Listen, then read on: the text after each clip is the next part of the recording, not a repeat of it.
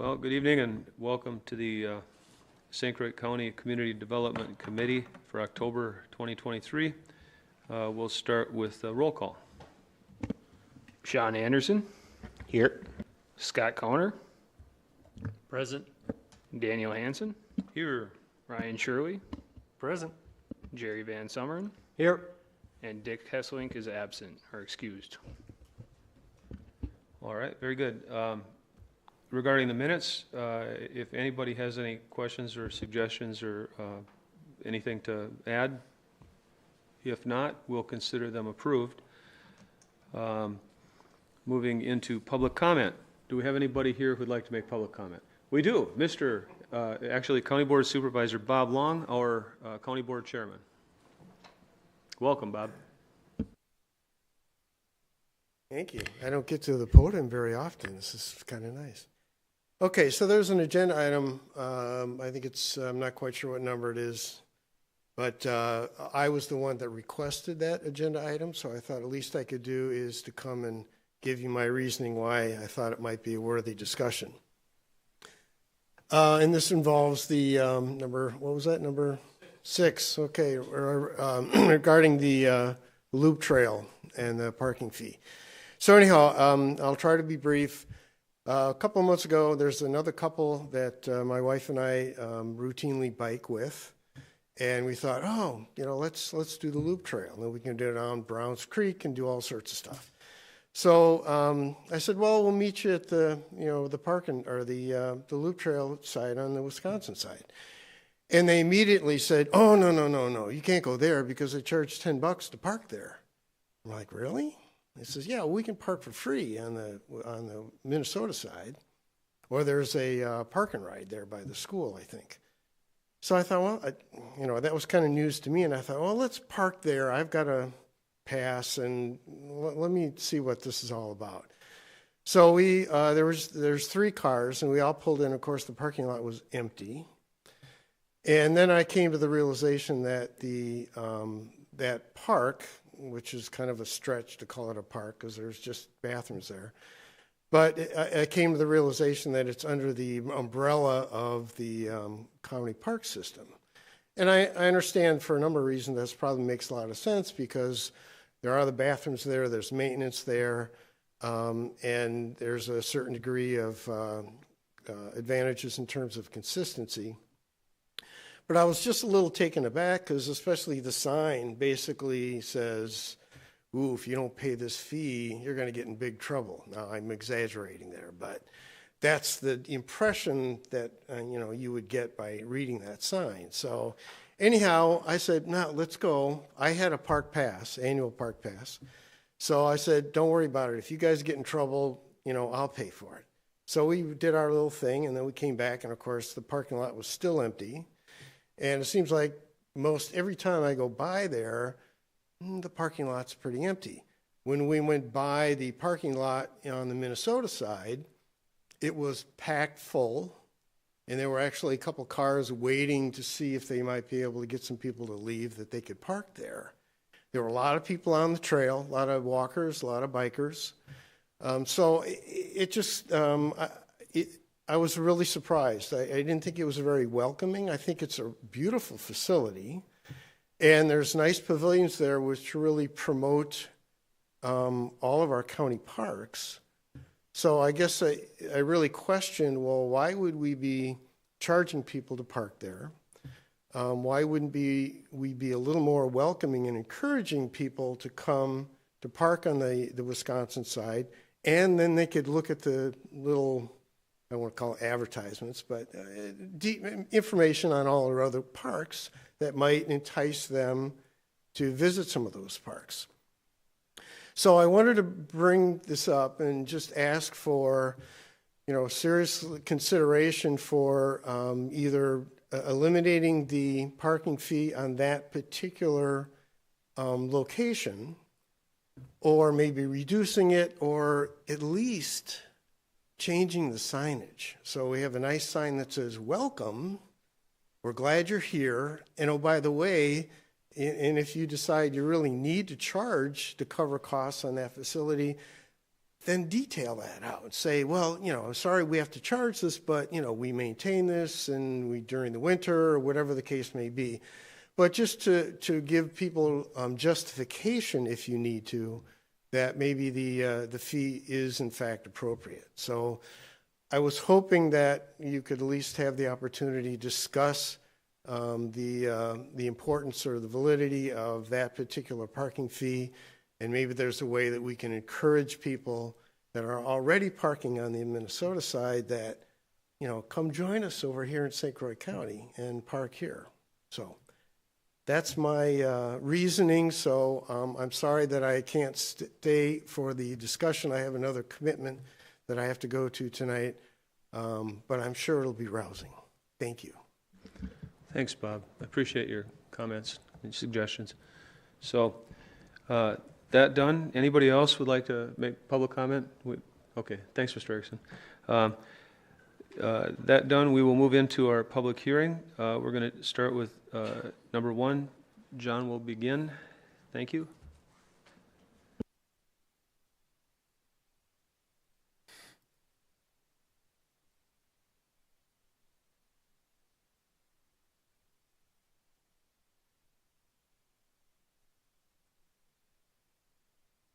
And I should say for the record, this is the Erickson rezoning, Town of Rush River, Ag 1 to Ag 2.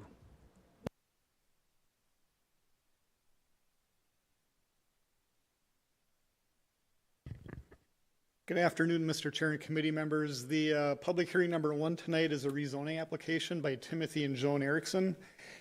This rezoning application is in the Town of Rush River at 121 County Road T. I'll just forward to the proposed certified survey map to give the details. So the Ericksons currently own 60 acres, which is the larger red square, I should say, excuse me. This parcel is currently zoned Ag 1, and on the Ag 1 parcel, they have the homestead and some accessory buildings on the very northern edge of the property. What the applicants desire to do is to split off 20 acres, which is at the bottom of the 60 acres, and create one building eligibility. Under the Ag 1 zoning standards, you are allowed 1 unit per 40 acres. So the reasoning behind is to, again, get a separate lot of record for an additional building eligibility. In order to do that, they need to rezone to Ag 2. Ag 2 allows 1 unit per 20 acres of density. Again, general location map. We're west of US Highway 63, south of I-94, on the very west edge of the Town of Rush River. This is a street view of the property from County Road T looking southeast onto the 20-acre parcel that's proposed to be split.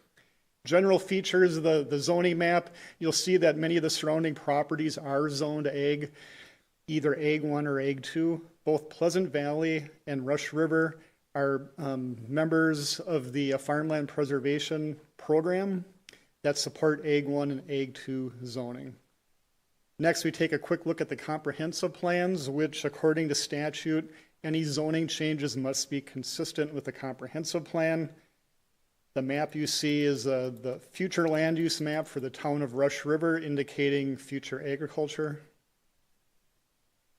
Their policies support that. As a matter of fact, their statement talks about preserving agricultural and forest integrity of the town and place limits on residential and commercial development.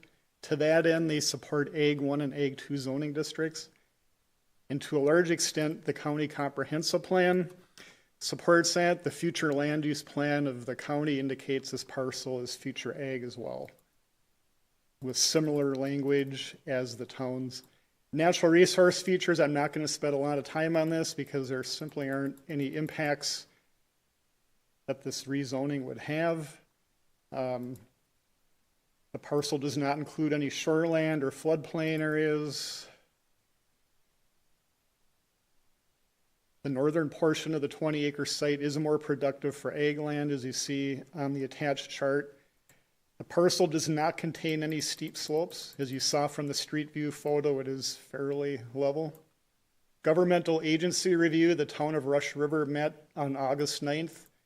at the town board meeting to discuss the request. They do recommend approval. Next, as similar with other requests that have come before you, we recite consistency with natural resource management plans, county comp plan, the local comprehensive plan, and the zoning code. The committee has 3 options tonight to either recommend approval, disapproval, or table the request. And in summary, staff recommends approval of the rezoning amendment. That should read to the Ag 2 agricultural district, and that is correct in the draft ordinance. We base this recommendation on the technical review findings and that the future land use plan maps and category descriptions support the rezoning request. The town of Rush River has recommended approval and that the proposed use can comply with Chapter 15. That concludes the overview of this request. Thank you very much, John. I'm going to ask, is there anybody in the room who would like to speak either in favor of or against this rezoning?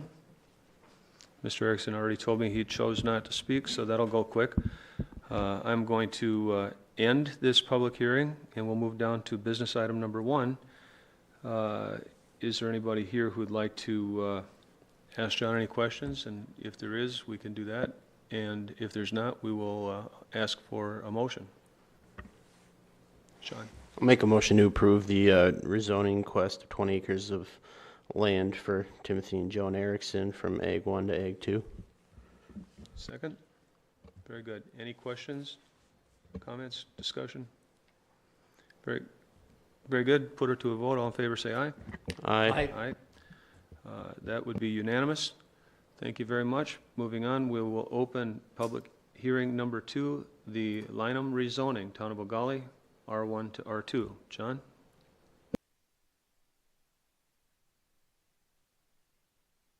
Public hearing number 2 tonight, again, is for a rezoning application by Steve and Peggy Lineham at 175 250th Street in the town of Ogali. The applicants seek to rezone 3.51 acres from R1 to R2. Again, I'm just going to forward to the proposed certified survey map that would best describe the change. So the intent of the Linehams, they currently own 21 acres shown in the area in white, as well as the area included in green. They would like to dedicate and deed over 3.51 acres to their daughter and son-in-law, the Wildners, whose 2-acre parcel is shown in this general area.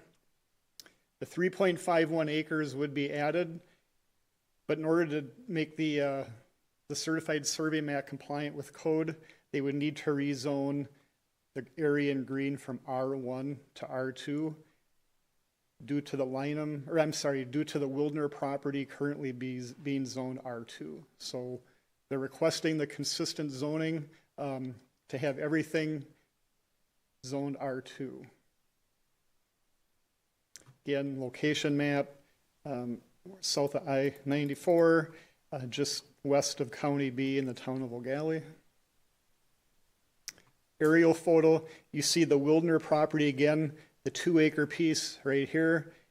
This piece highlighted in red, the 3.51 acres would be deeded over, and that would include the existing driveway access that's currently described as an easement. We look at some of the surrounding zoning in the town of Ogali. Much of the area to the north and west is currently zoned R2, so we do not see any consistencies as far as spot zoning or things of that nature. Next, we take a look at the town of Ogali comprehensive plan, again citing required consistency with state statute between the current zoning and the current comprehensive plan. The highlighted parcel you see is outlined in red, currently guided in the town of Ogali plan for future Ag 1, Ag 2, R1, R2, or Commercial 2. So this zoning and comprehensive plan category is fairly diverse.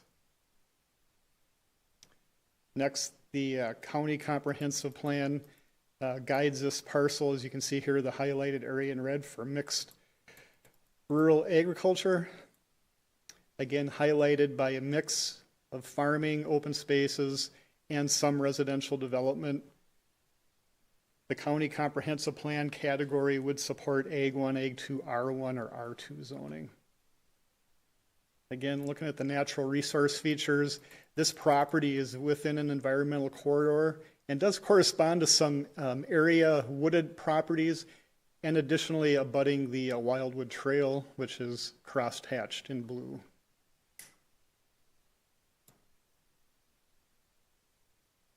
Oops.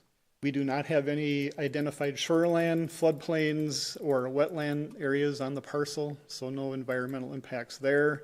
You can see most of the parcel is currently indicated with productive farmland. There are some small areas of slope in excess of 20%. However, at this point, there are no plans that would impact areas of steep slopes. Again, it would just be a simple transfer of property between the two property owners. The town of O'Galley recommended approval of the rezoning application at their September 11th, 2023 meeting. Again, we cite the applicable statutes and guidelines, consistency with the various plan documents within the county and the town. Community development action can take a number of different actions tonight, highlighted at the top of the page. In summary, staff would recommend approval of the rezoning amendment for the 3.51 acres to the R2 residential zoning district based on the findings of fact. The future land use maps and the land use category descriptions are consistent with both the town and the county comp plans, and the fact that the town of O'Galley has recommended approval of the request and that the use is consistent and can comply with Chapter 15 zoning. That concludes the overview of this request. Thank you, John. Do we have anybody in the audience who'd like to speak for or against this rezoning? Seeing none, we will close the public hearing. Would anybody on the committee like to ask any technical questions? Any questions of John? Or do we have a motion? Make a motion that we permit this resolution passed. Very good. Do we have a second? All right. Any further questions or discussion? Seeing none, all in favor say aye. Aye. Any opposed? It passes unanimously. Thank you very much. Mr. Chair, can I, what's that? Jerry and then Ryan. Oh, okay, it was, okay. I was making notes, sorry. Going too fast for you. Nope, we're good. Go ahead. All right, moving on. Public hearing number 3, ordinance amending chapter 13.10B, road setback reductions within the land division chapter of the St. Croix County Code of Ordinances. And John, are you handling that? Yes. Very good, thank you. So public hearing number 3 would be an amendment to the county land division ordinance, as the chair mentioned. And this discussion has come up prior times with the committee over the last 4 or 5 months, so this should not be unfamiliar to you. But basically, the committee directed staff to draft an ordinance that would somewhat refine the process that people must go through to get waiver setbacks on plats. A little bit of background, prior to 2006, many of the plats that were recorded in the county had a 100-foot structure setback from the road right-of-way. Beginning in 2006, the land division ordinance no longer required the setback line to be placed on the CSM, and in addition, the county reduced the required structure setback from 100 to 50 feet for road right-of-way.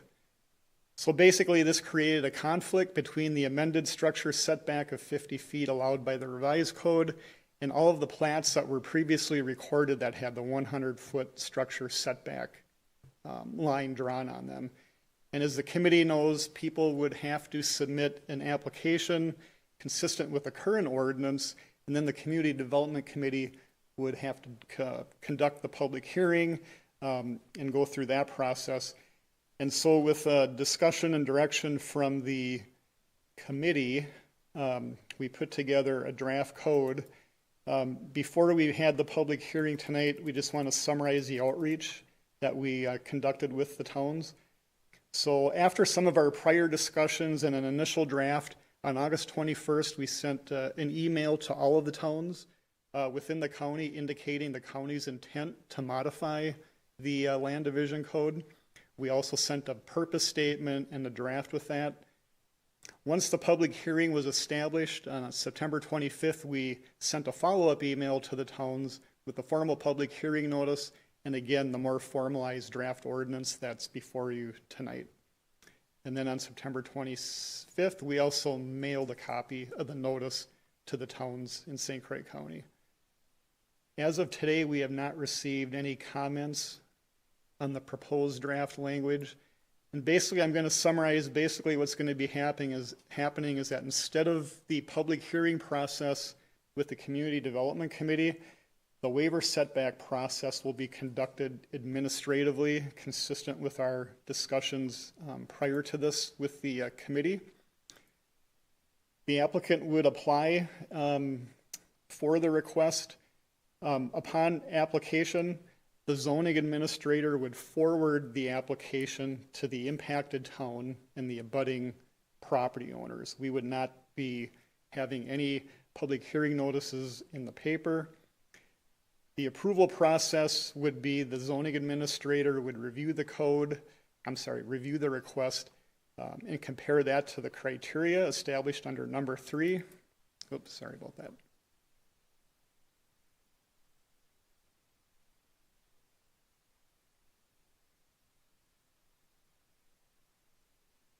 The criteria basically under 3A1 talks about the reduction not being detrimental or violating the general intent and purpose of the chapter. And then number 2 will allow the lot or structure to be in greater compliance with the objectives and standards of this chapter. And we have various provisions in the code that our zoning administrator or his designee would weigh the request against. Under 4C, abutting landowners and the town would have a 30-day comment window to get comments to the zoning administrator. The zoning administrator would review the criteria and any comments we get from the town or abutting property owners and render a decision within 60 days of the application. And then if the administrator approves a road setback reduction, the subdivider would be required to prepare a corrective instrument, which they have to do now, and be recorded with the St. Croix County Register of Deeds. And importantly, lastly, letter D, if anybody would be aggrieved by the decision of the zoning administrator, there is an appeals process that would be afforded the grieving property. So that's consistent with the current code. So again, in summary, we'd be taking that process out of the public hearing realm, and again, it would be going through an administrative review process with our zoning administrator. That summarizes the language, and I'd be happy to take any questions you might have. Who's first?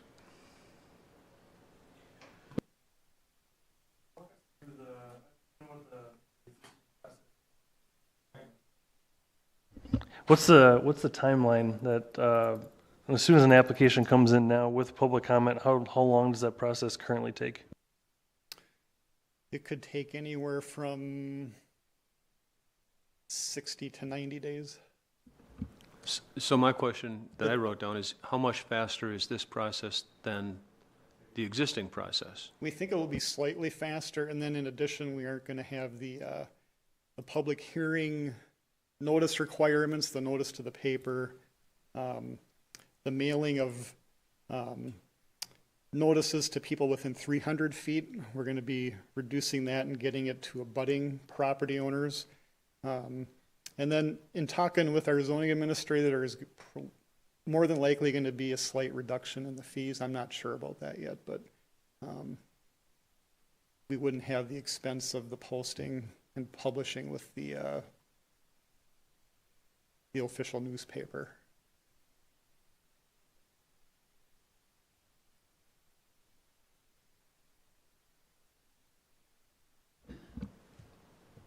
No further questions?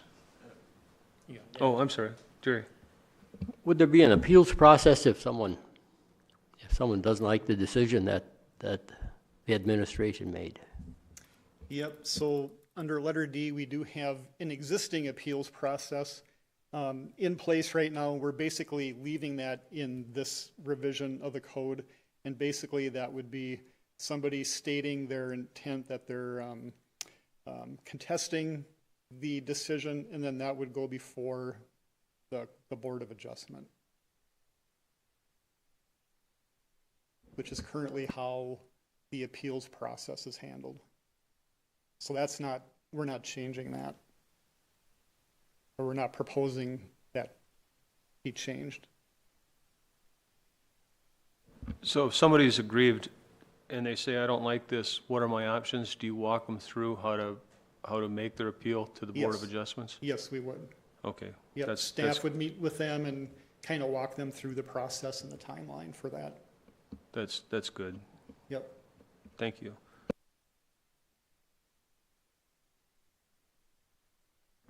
All right, and there is, unless Mr. Erickson has a question?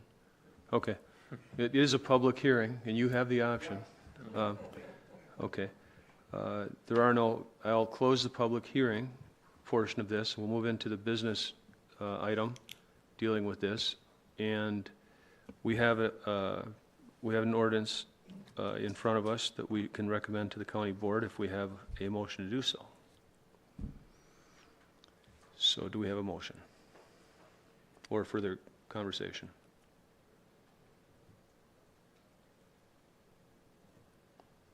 Or we could table it. No. I'll make a motion to approve this amendment, or this will be an ordinance amendment. Ordinance amending chapter 13.10B. Right, do we have a second? So we have a, Ryan Shirley is making the motion and Scott Connor is seconding. Very good. Any further discussion? Sean Anderson. What would it look like to have appeals come for this, since this committee has been seeing this for years at this point, for this committee to see appeals instead of Board of Adjustment? And I'm not necessarily saying I want to go that way, but just, I guess, asking the question. I think the way the code is structured now, I don't think any appeals go through the Community Development Committee. They all go through the Board of Adjustment. It would take a separate ordinance amendment to designate the appeal process for these to come through the committee instead. So, yep. I think it's in state code that lays out that any decisions or interpretations by the zoning administrator will go to the Board of Appeals. So I don't know if you could even circumvent that. I think we'd have to double check that first, but that is the process that is very typical. Yeah, I'm just a curiosity thing. I don't really have a huge issue with it. I can add one thing, Mr. Chair, on that. The question was raised about what this would save for fees. It basically, when I get into the fee schedule, it would save the public hearing fee for these people and that going through. So that's what it would save. The reason why the process still needs to exist is because those plats are going to be recorded documents. They've already been filed, and we need to make sure that that gets corrected. So it's just kind of a checks and balances to make sure that everything is cleared up. Well, my understanding is with the development, the really kind of rapid development that's going on as we continue to see it from the St. Croix River crossing, we'll see more and more of these. And it just makes sense to not have these hearings all the time at the committee, in my opinion. So Save everyone time and money and paper, and yeah. that's a conservative way to go. So, any other comments? All right, all in favor, say aye. Aye. Any opposed? All right, so that passes unanimously. And we've dispatched business item number 3. Moving on, public notice requirements.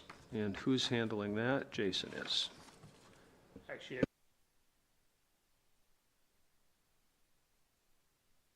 So, Mr. Chairman and committee members, at one of our prior meetings, I think there was just a general inquiry about how our public hearing processes work for the standard rezoning applications, the two that we had tonight, and comparing that to the comprehensive revision of the zoning ordinance that we conducted a number of years ago. I'm not going to spend a lot of time on this. I put a quick PowerPoint together to kind of just generalize the processes and statute requirements. So basically, for the rezoning applications, similar to the property owner petitions that we had tonight, statute guides the process, 59.69. So basically what happens, a property owner will file a rezoning application, pay an application fee after they've had a pre-application meeting with county staff. And the reason for the pre-application meeting is because we kind of vet out the applications that need further discussion by the towns. And in some cases, comprehensive plan amendments by the town in order to accommodate the rezoning. So for every one that you have a hearing for, there's probably just as many that don't come forward to you because of other items that need to be addressed first. Once the application is deemed complete, we forward the applicable application to the town for their review and recommendation. We schedule the public hearing for you on your agenda for the Community Development Committee, and then we begin review of the application and prepare the staff report. For these types of applications, the statute basically says that a Class 2 public hearing notice needs to be placed in the official news publication of the county. So again, that's 2 hearing notices prior to the hearing date. And then statute requires a certified mailing of the public hearing notice to the town, the impacted town. Those are the basic minimums. In addition to that, what we do as a county is we send a first-class mailed notice to the applicant and property owners within 300 feet of the subject rezone property. And then depending on the location of the rezone request, we will send the application to the DNR, DOT, St. Croix Highway Department, or Wisconsin DATCAP, depending on the circumstance and location. So that basically summarizes the standard rezoning application process. Next, I'll quickly summarize the comprehensive revision, which the county began in 2017 and completed in 2019. Again, there are some separate statutes that we have to follow, 5969-5D. And just to clarify for the committee, what's considered a comprehensive zoning revision means a complete rewriting of an existing zoning ordinance, which changes numerous zoning provisions and alters or adds zoning districts. The statute also allows that the existing code may remain in effect in the town for a period of up to 1 year until the comp revision is approved by the town board, whichever period is shorter. And then typically what will happen is the county begins work on the update through a defined planning and outreach process. To summarize the statute requirements, so we go through putting together a comprehensive revision. In our case, a number of years ago, it took us 2.5 years from beginning to end. But when we get to the end, what we have to do, Class 2 public hearing notice, similar to the standard rezoning. Upon county board adoption, the county has to send a copy of the ordinance by certified mail to the town clerks. And then as mentioned earlier, towns have up to 1 year from county approval to adopt the new code for their respective town. In that interim, or until then, the town is under the current zoning ordinance. If the town fails to adopt the new ordinance within 1 year, neither the old nor the new ordinance will be in effect. So there's a lot of emphasis for the towns to be engaged and to follow the process. So again, that's basic statute minimum. When we created our public outreach efforts in 2017, we put together a very thorough and comprehensive public outreach process. It began by working with our consultant on a technical review memo, listed out as far as what staff viewed for improvements. We also took that to some open houses, CDC meetings, staff meetings, and town meetings. In all, we conducted a total of about 50 meetings over that 2.5 year time frame. I won't go into detail, but you can see how the items were split out. a significant amount of meetings with towns, about 30 to 35 meetings with our towns. You can see in the first bullet item, we grouped some of our meetings, so we broke the county into quadrants. Towns with similar makeup. On the east side were our more agricultural towns, and then on our west side were the more developing towns. So we were able to bring towns together to talk about some common issues. We had additional town board, town plan commission meetings. We also established a citizen task force of about 15 members. We had a couple meetings there where we bounced some ideas and concepts off of them. We conducted a meeting with local development professionals to kind of get their feedback and take on what was working and what was not working with the current code. Surveyors, engineers, excavators. We also had realtors involved in that process. We had 2 pretty large open house public input events. We had county board updates. I think if, Dan, if you remember, Community Development Committee, we had meetings and workshops, I believe 7 or 8 in all, to kind of work through the proposal language. We also had a very interactive online citizen survey and project website offering residents to provide opportunity for feedback and input. And that last sentence should read, numerous articles were also posted in the county newspapers across St. Croix County. In all, we reviewed about 25,000 parcels within the towns. We did not send individual notices out for this process. Again, looking at the amount of notices that would have been sent out, that would have been pretty daunting, and the current statute does not require that. So in November of 2019, the county board approved the comprehensive revision, and even after that, the committee and the county board at the time granted a 180-day grace period. So if there were some tweaks or some things we missed during the process as far as zoning maps that needed to be modified, we would allow that. You can kind of see some of the criteria. We used certified mailing of the hearing notices were sent to all the towns. Requests for the change in zoning had to be consistent with the town land use plan. No fees were charged for this. The CDC then had a larger public hearing. In total, we considered 56 change of zones from 13 different towns. And so that whole process was a separate 6-month process. So from beginning to end, about a 2.5-year process. It was a very large, very involved process. And so again, even though the statute has minimum requirements, we added quite a bit of outreach for that. And I would suspect we would do that again with our next comp revision. So that's pretty much a comparison between the 2 processes. Questions?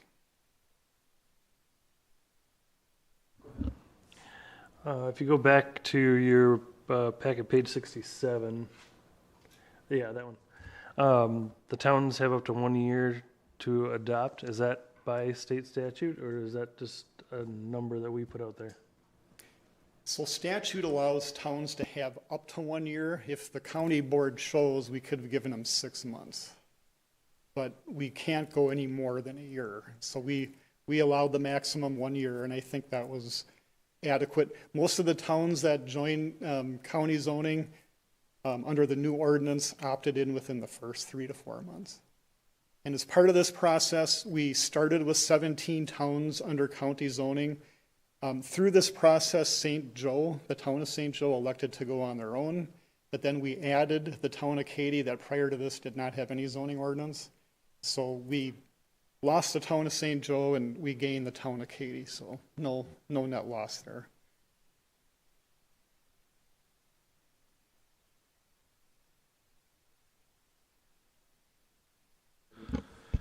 John, what about, this is about the comprehensive plan and a large-scale rezoning.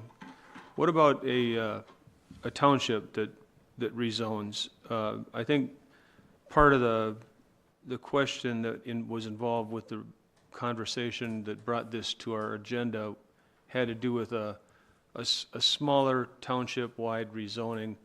How do we notify the public? And I think the conversation was what might be a better best practice for notifying landowners in that township when we do a rezoning that might affect landowners who don't hear about that, and there's a financial impact and other factors. So short of it being a comprehensive revision, and the town, or the county board would have to declare a comprehensive revision. But short of that, if it's relegated to an individual town, our current ordinance does allow the town board of any town where the chapter is in effect to petition for rezoning. Now, in terms of notification and processes, since I haven't performed or reviewed one under that scenario, I'd feel more comfortable consulting with Harp Council before I give you any answer on that. I understand and respect that answer. Maybe we should put it on an agenda for a subsequent meeting and have that conversation then. Assuming that scenario for a town just relegated to one town, is that what the? Okay. That is the nature of the question. Okay. So I think what we'll do is reserve that for next month and Okay. bring it up with regard to that We'll have an specific answer. question. Yep. Has that happened before, where the town's rezoned? Scott? I just want to kind of clarify, because we've kind of went off a different direction than where I was trying to go when I requested this for the agenda. I think the concern is when we're doing a comprehensive revision and property owners, for the most part, I mean, if we even take a look at what the readership of the paper is and how many people physically check county board, their websites for what's coming up on the next county board meet, or the next town board meeting or next county board meeting, we're going to find that the majority of the people are completely oblivious to what's going on in government. Not disrespectful to people, but it's just everybody's got a lot on their plate, and they aren't paying attention to these things. And when you have a major comprehensive revision where it is mostly impacting people's valuations, so when you start to strip away rights that they currently had under their current zoning, and under a comprehensive revision, you're stripping their rights away from what they originally had. And they're not aware that this is going on until after the fact, and then all of a sudden, hey, what happened here? You know, when I bought this property, the density was a 2-acre lot size. Now it's 10 acres. It was changed, but it was done in a comprehensive revision. Well, the problem is that this definitely decreases valuation of properties for these people in their eyes, okay? And so the thought behind this and where I was going with this is I think when we have something like this come up in the future that we would consider as part of our ongoing process, that we would send out the notice in a postcard or something, hey, we have a comprehensive revision coming up, your current zoning is, and this is how it would affect you with that change.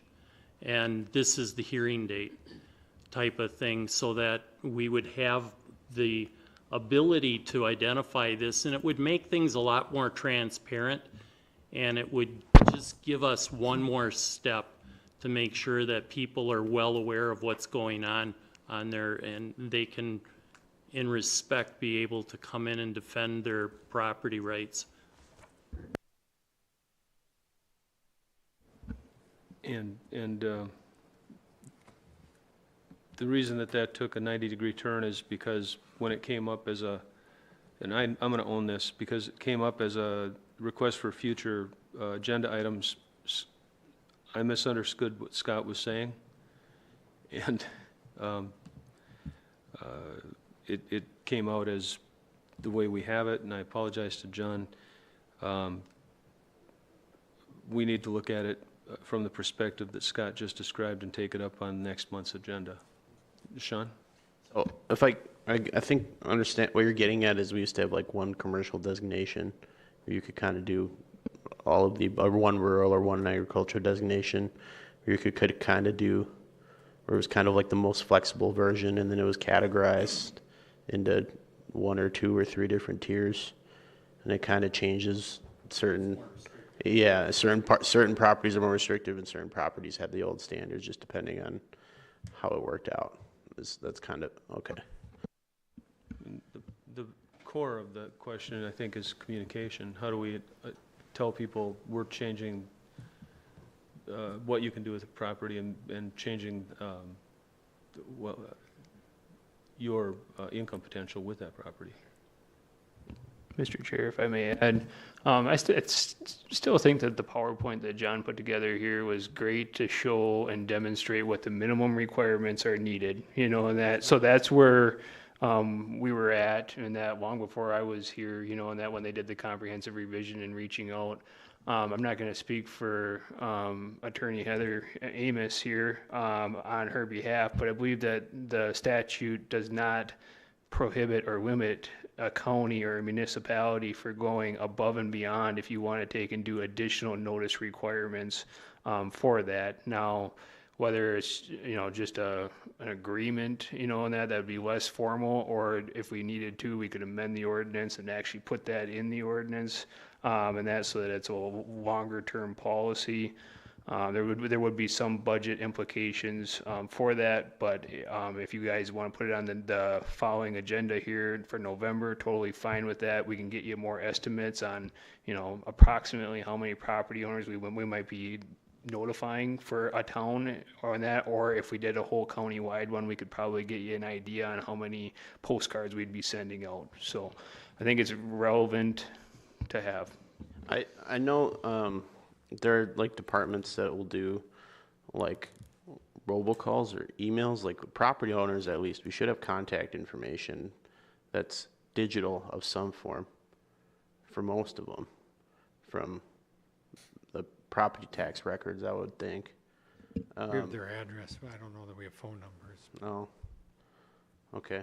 But I mean, I guess that would have been too easy. We're going to talk about this.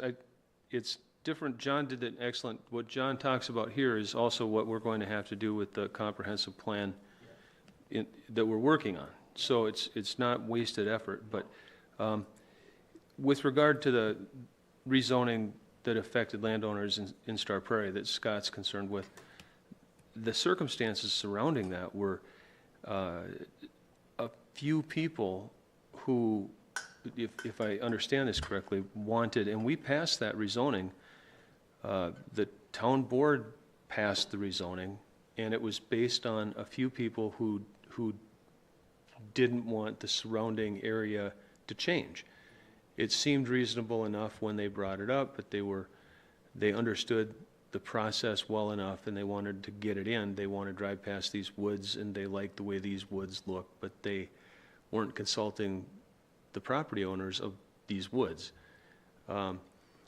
Because the township of Star Prairie let that through, does that make it the county's responsibility to send a lot of postcards at a big expense? And how often does that happen? Not very often. So we need to consider that in the balance of this conversation. Maybe there's, you know, joint liability here for communication.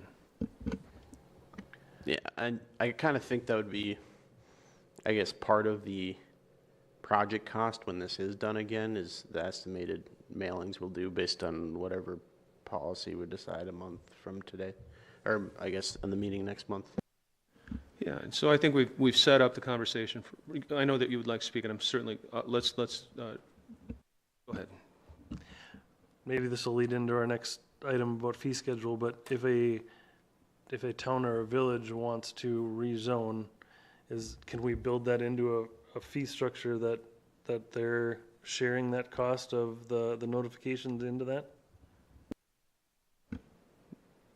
Let's consider that. It sounds complicated, and I suspect that most of them would not want to pay for a mailing, but give them the option. Yeah, right now they post in 2 different taverns in Star Prairie. Well, that's very awkward. Any other, I think we set it up pretty well for one more conversation on the agenda and with some estimates and things. I'd like to change the next 2 agenda items because it seems more practical to talk about the loop trail before we talk about the fee structure. Does anybody feel any different about that? Okay, good. So let's talk about what had been labeled number 6, discussion on the loop trail fees. And it says the committee will talk about that. So I guess I can frame the discussion. I think Bob Long set it up pretty well. And who wants to give their opinion first? Scott. I understand where Bob was coming from with the Minnesota side has a no fee structure. But after hearing some of the results currently, my understanding is from community development that using the QR code at the parks for making payment, that the Loop Trail is the second highest producer of funding for the county park systems for buying passes and doing things which even exceeds Perch Lake. Number 1 was Glen Hills. So when we look at that it is an income producer and, oops, I guess I had an extra one there. The other concerns are if we are going to take away a fee structure, currently we have, over the years, we've made the decision on this committee that we would maintain the trail on a year-round basis and keep the snow plowed and keep up with bathrooms and garbage and everything else so that that can stay continuous. And we currently, again, my understanding is from the committee, or I'm sorry, from the staff, was that they currently it's almost a break-even point where under the people that are paying that go there and use it is offsetting all of our costs of maintenance and upkeep for that particular park space. So if we remove those payments, then we either have to cut services or we have to look at how we're going to adjust to try to make that stuff happen. And as we're kind of aware when we come to the full board, it's a lot of times difficult to get additional funding towards parks. There's a lot of other priorities that people feel are there too. So, we really have to take this serious about how we're going to make adjustments if we're going to consider eliminating fees for that area. The last thing to bring up on this is that if we do make this a non-fee area, that will the area there where the parking is, will that be utilized by ride share? Because now it would be free parking. And so now the parking lot fills up with ride share and it doesn't get used for the park space for the dedicated bikers and walkers that want to use it for that purpose. So, thank you. Mr. Chair, would you like me to explain the handout that was just passed around? Yep, go ahead. Okay, so what you've been handed out there, and I apologize, but this is current date information. So for some reason, we're not able to go back any farther than July 11th and that for the QR code. So that's why it's July 11th on there. The QR codes were something that was just implemented in our parks in 2023. So there's been some refinements, if you will, in that throughout the last year. But basically in the last 3 months there, that shows that the Loop Trail had 353 people scan the QR code and 227 people purchased on a park pass. Now, we don't know if that was a daily pass or an annual pass. So that $4,540 there, that would be the average of the two. So I took the 2227 times $20. Now that is just QR code. We still have a manual cash drop at that location. In the past, we've never tracked where those revenues or fees come from, whether it's Homestead or the Loop Trail or Bass Lake. So that fee is underestimated in this thing because we do take in more revenue from that park than showing. So. I guess if you could just give us a quick overview of what's really included in the Loop Trail Park. I know we have the parking lot there. We have a couple of bathrooms. Expand on that. Correct, and that we got the bathroom facility there. We've got the park pavilion and picnic table area. We've also got the other parking lot. There's roughly almost 2 miles of trail on the Wisconsin side for it. We've got a continuous contract right now with the city of Stillwater for our snow removal over the winter. Last year, of course, we had a lot of snow. It was a bad winter. And so we had between $6,000 and $6,500 worth of incurred cost in that for the snow removal. Right now, and that we pay $220 per snow event, and that's basically when there's 2 inches or more of snow on the trail. And so there was a lot of events last year for that. That includes the sanding needed. And we're responsible, and that between the agreements that we've got with the city of Stillwater for the whole old bridge going across, and then half of the new bridge. And then also on the new bridge, those little pull-offs and that for like an overlook, and that we have to clean the snow on them too. So that's all part of that contract. So the city figures that it takes them roughly 2 hours to do that. They already are on the path, and that so rather than turning around and going back, and that they just keep on coming and on that and do our side as well. As far as our other staff commitments throughout the year, like I said, it's quite a large trail and parking areas. So mowing the grass, keeping it trimmed up is roughly about 6 hours per week of our staff time. And then the bathrooms there, they clean 3 times a week on Monday, Wednesday, and Friday, trying to do it every other day. And that roughly takes about 2 hours of time. Now, it's maybe not a full 2 hours of actual bathroom cleaning, but it's garbage pickup and driving to the site and stuff. That's an estimate. So that's kind of what we've got for commitment out there. You park in Stillwater, you can get a bottle of water at just about every place for a couple of bucks or $3, and you get free water at the trailhead. And in Stillwater, you can find a bathroom in a lot of businesses where they're happy to sell you stuff all over the place.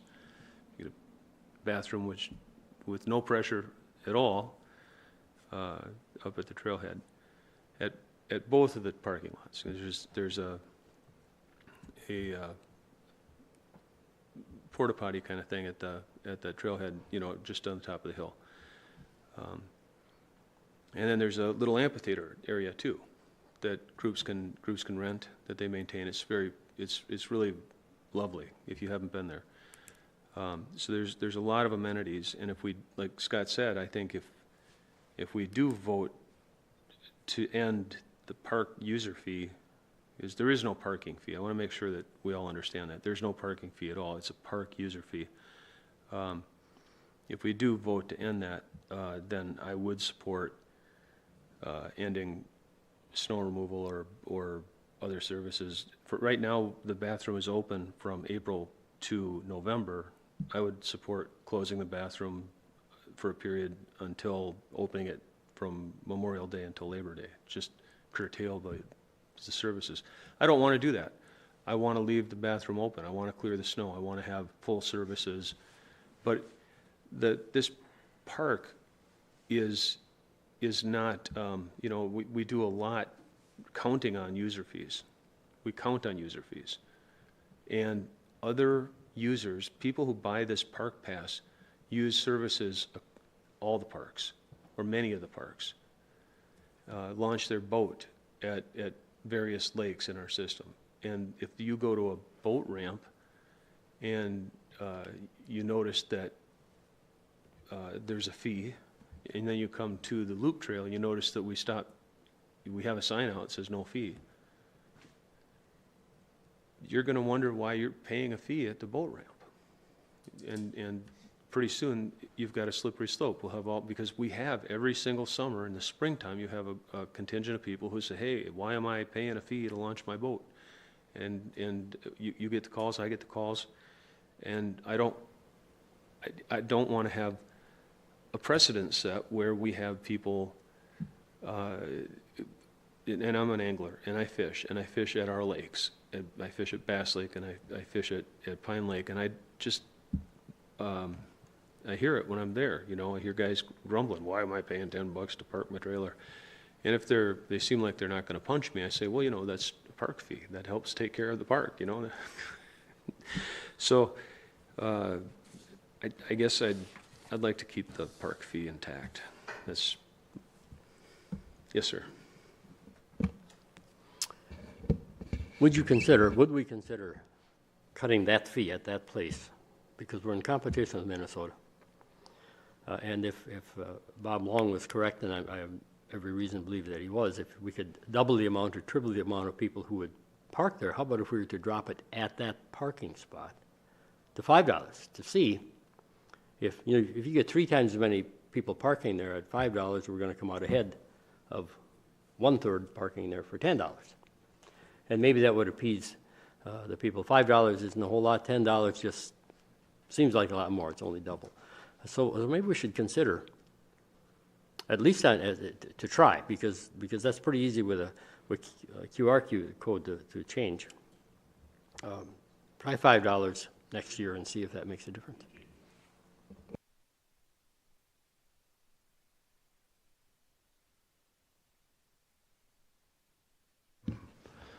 My only concern, Mr. Chair and members of the board, for doing that would be our park passes. We would have to term it almost a different term because all of our park passes are the same, whether it's, you know, an annual pass or not.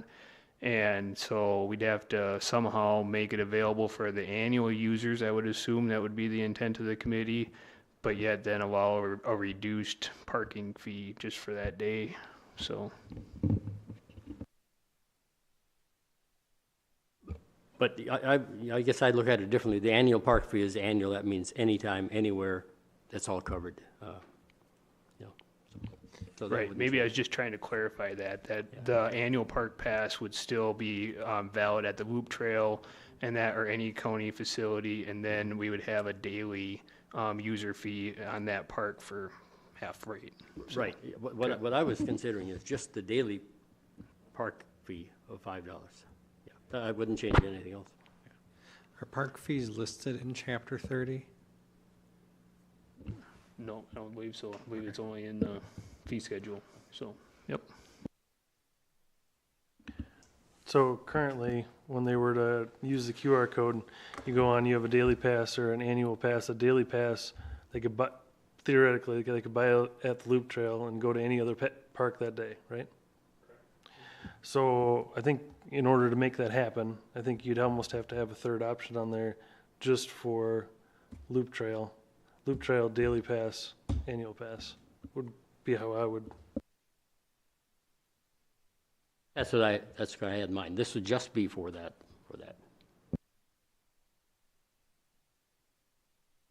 I guess, yeah, but the daily pass and annual pass would still be good everywhere, including the loop trail. Yeah, I think you just create a new QR code just for that park. Yeah, that park would have a $5 fee. All the other parks would be interchangeable with the $10 fee and the annual at 30 then. What if we were doing it with just like one for trails and then the other one is for all other types of park usage?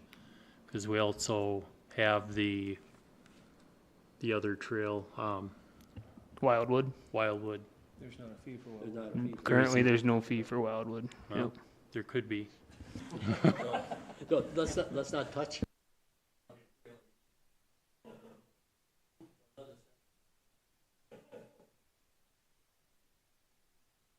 Remember us when somebody talks about that again. So I was also curious about this, you know, and in trying to prep for the meeting. So I did pull up Minnesota, and Minnesota sales tax we all know is higher than Wisconsin's sales tax, but Minnesota has a clean water and legacy fund for parks, and 14.25% of the sales tax that they collect at the state goes back into their park funds, and that so. They're a little bit different than Wisconsin in that matter. So, Was that on the state park or was that on the county parks, Jason? I think it just goes back. I don't know what kind of grant application process there is to develop it. Just that's what it's designated for. Yep. Well, that's a heck of a user fee right there. I think Chair Long had laid out 3 things. You haven't talked about the third one yet, which was the one I was most interested in. The third one was the welcome signage. And I think if we're gonna look at doing a new QR code, we should definitely look at expanding the signage so that it is more friendly and inviting to bring people in. Yeah, I like that idea. You know, we don't have a lot of signage out there currently to explain about the park system and all the various parks. So I think that could be definitely tackled by our marketing team and JR, our parks administrator, to come up with something. And it might be something that we would want to, you know, implement, you know, at other locations as well. Just, you know, to know why we need to charge the fees and that for the users and be able to support it. The other park that we may want to consider on a fee structure that does get quite a bit of use is actually the Apple River Park. And currently they don't have any type of fee structure at that one. And just even for a simple QR code sign out there to see if we can generate some revenues, but that park is used a lot by people that are kayakers and ones that put in at that park, and then they will get out either in Johannesburg or further downriver all the way above the dam there at the boat landing above the Apple River Dam. Yeah, I guess I've never paid attention to those signs, but I don't believe in the signs should be threat of enforcement signs. They should be, you know, a kinder, gentler approach. I don't believe they say anything about welcoming or anything. I think they're pretty much just a straightforward pay here type of deal approach. So, I think they threaten enforcement. so, yep. Yeah, changing the signs is probably a great idea because I agree with Chair Long that they're aggressive. It's a great way to say it, and I've always felt that way. So I would second and third and fourth that. Go ahead. How much are these trails used in the wintertime? We keep the snow off, but in my mind, it's hard to understand why someone would not want to walk across over iced water when it's terribly cold and windy. But these are Minnesota people. How about if we just... There is and I'd ask you to help me find the source of this, but I have been told that this trail gets more traffic than any walking trail in Wisconsin. Really? That they keep stats on. No, I'd love to see the source on this, because I'm telling you this as it gets a lot of traffic, I guess, yeah, I just have a hard time realizing that it's worth the wintertime keeping it open, I guess, because if it's costs that much to plow.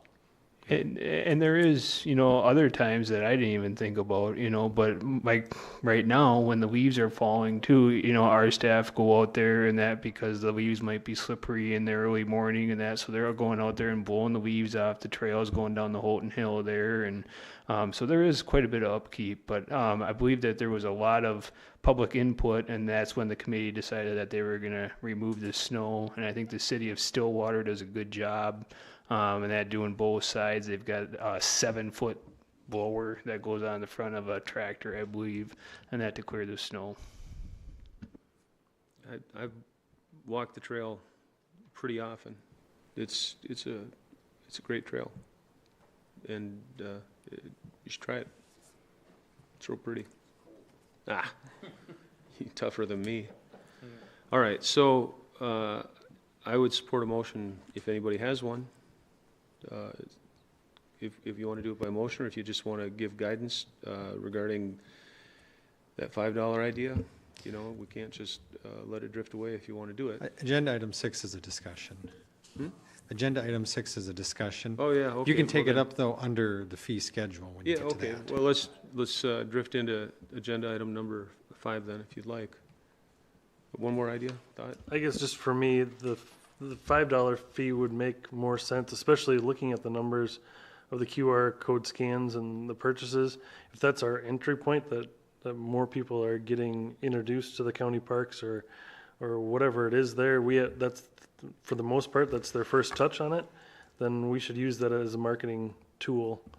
And, if it's a reduced fee now, but, follow that up with signage or some other marketing campaign once we already have their email or text message, then we can follow it up with that. And then regarding signage, we have an excellent public relations person who we might ask if he has time, We could ask him to help craft. Community development is their own marketing person, so. Well, I don't know. Craft a message to encourage people to buy a park pass and. They work together. Yeah, I know. I don't know if this has been done in St. Croix County here in the past, but I think that our staff could develop something and we could bring it back to you guys to take in view and have input on too, if that would help.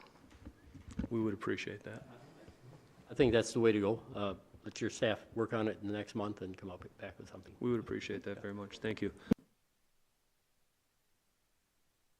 Does anybody object to moving back to the agenda item number 5, and we can talk about the fee schedule? Excellent. Thank you.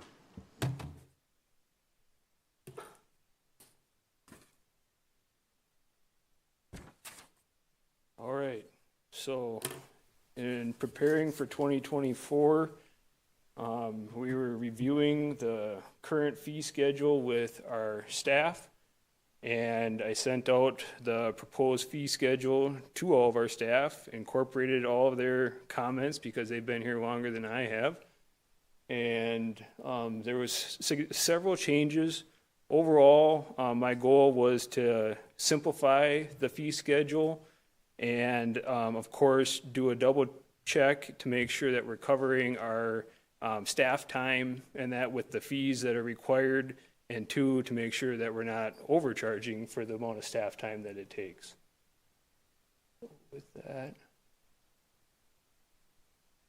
And please bear with me. I wanted to take and show you the changes in track changes so that everything was red, but the formatting got kind of a little bit wonky on me. Penalty fees. So our office has been seeing more and more penalty after the fact projects being completed.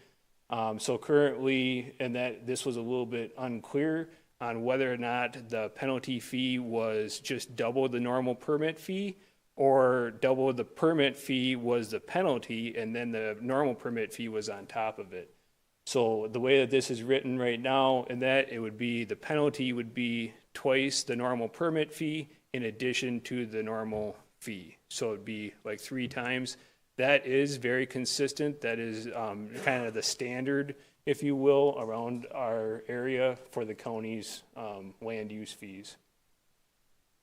This middle paragraph here is very important because as we get down through the document, you'll see that there's several areas that there's fairly large fees that are crossed off, and it's to take and cover consultant cost. So our staff does rely on consultants from Stantec, or maybe we have to have another engineering firm review plans. Right now, the practice was we had like a base fee, and then we had an additional fee that was tacked on, and that if the consultant's rates came in higher than our base fee. And so the way we've been, seeing the issues with it, or a lot of the feedback that we get is, okay, county, you need help to review the plans because maybe we don't have the qualified staff member here in-house, or maybe we just don't have time. So we go out, we hire a consultant, and the client or the person that's doing the development or the stormwater plan maybe is basically sitting there with an open checkbook for whatever our developer or our consultant wants to charge, they have to cover that cost. So what I'm trying to do is change that and have a more upfront approach where we can take and contact whatever expert that we need for the project. We can get an estimate from them, and we can come back to the developer or the applicant and say, okay, this is what it's going to be, so that they kind of know on the front end and they're not sitting there with an open checkbook for whatever they want to be charged.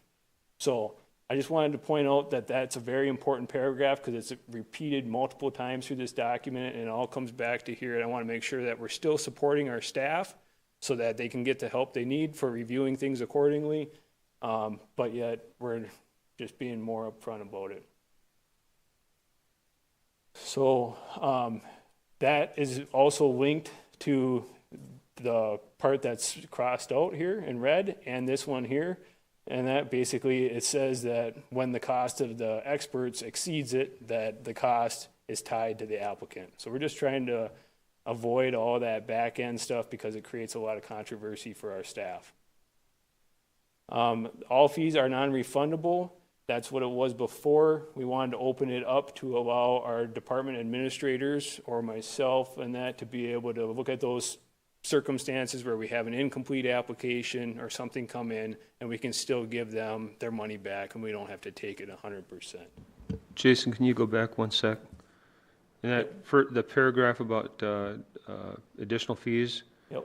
right in the center, that one word, I pointed out to you earlier when you say the development staff shall work with desired experts. I suggested you strike desired and use the word appropriate. Okay. Right here. Yeah. Okay. If it's okay with you, I think it I can make is that note. Yep. cleaner language.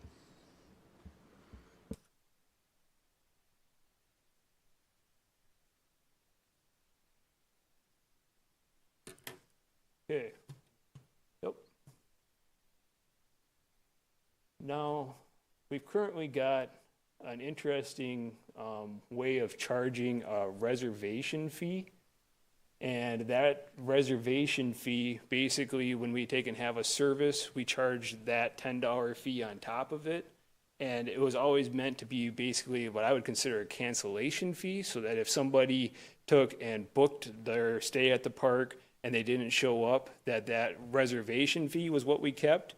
And going forward, I've got it proposed back in the park section and that there would be a $10 cancellation fee in that versus. So that way, because right now, people, if they're paying online with their QR code, they see their nightly charge plus that $10 reservation fee. So it's kind of like a double dipping fee. Credit card transactions, I just crossed out the $2,000 or more so that they're all treated the same. Again, when we're trying to cover cost for staff, if somebody pays with a card, we're currently paying, it's a sliding scale actually, from about 2.5% to 3.5%.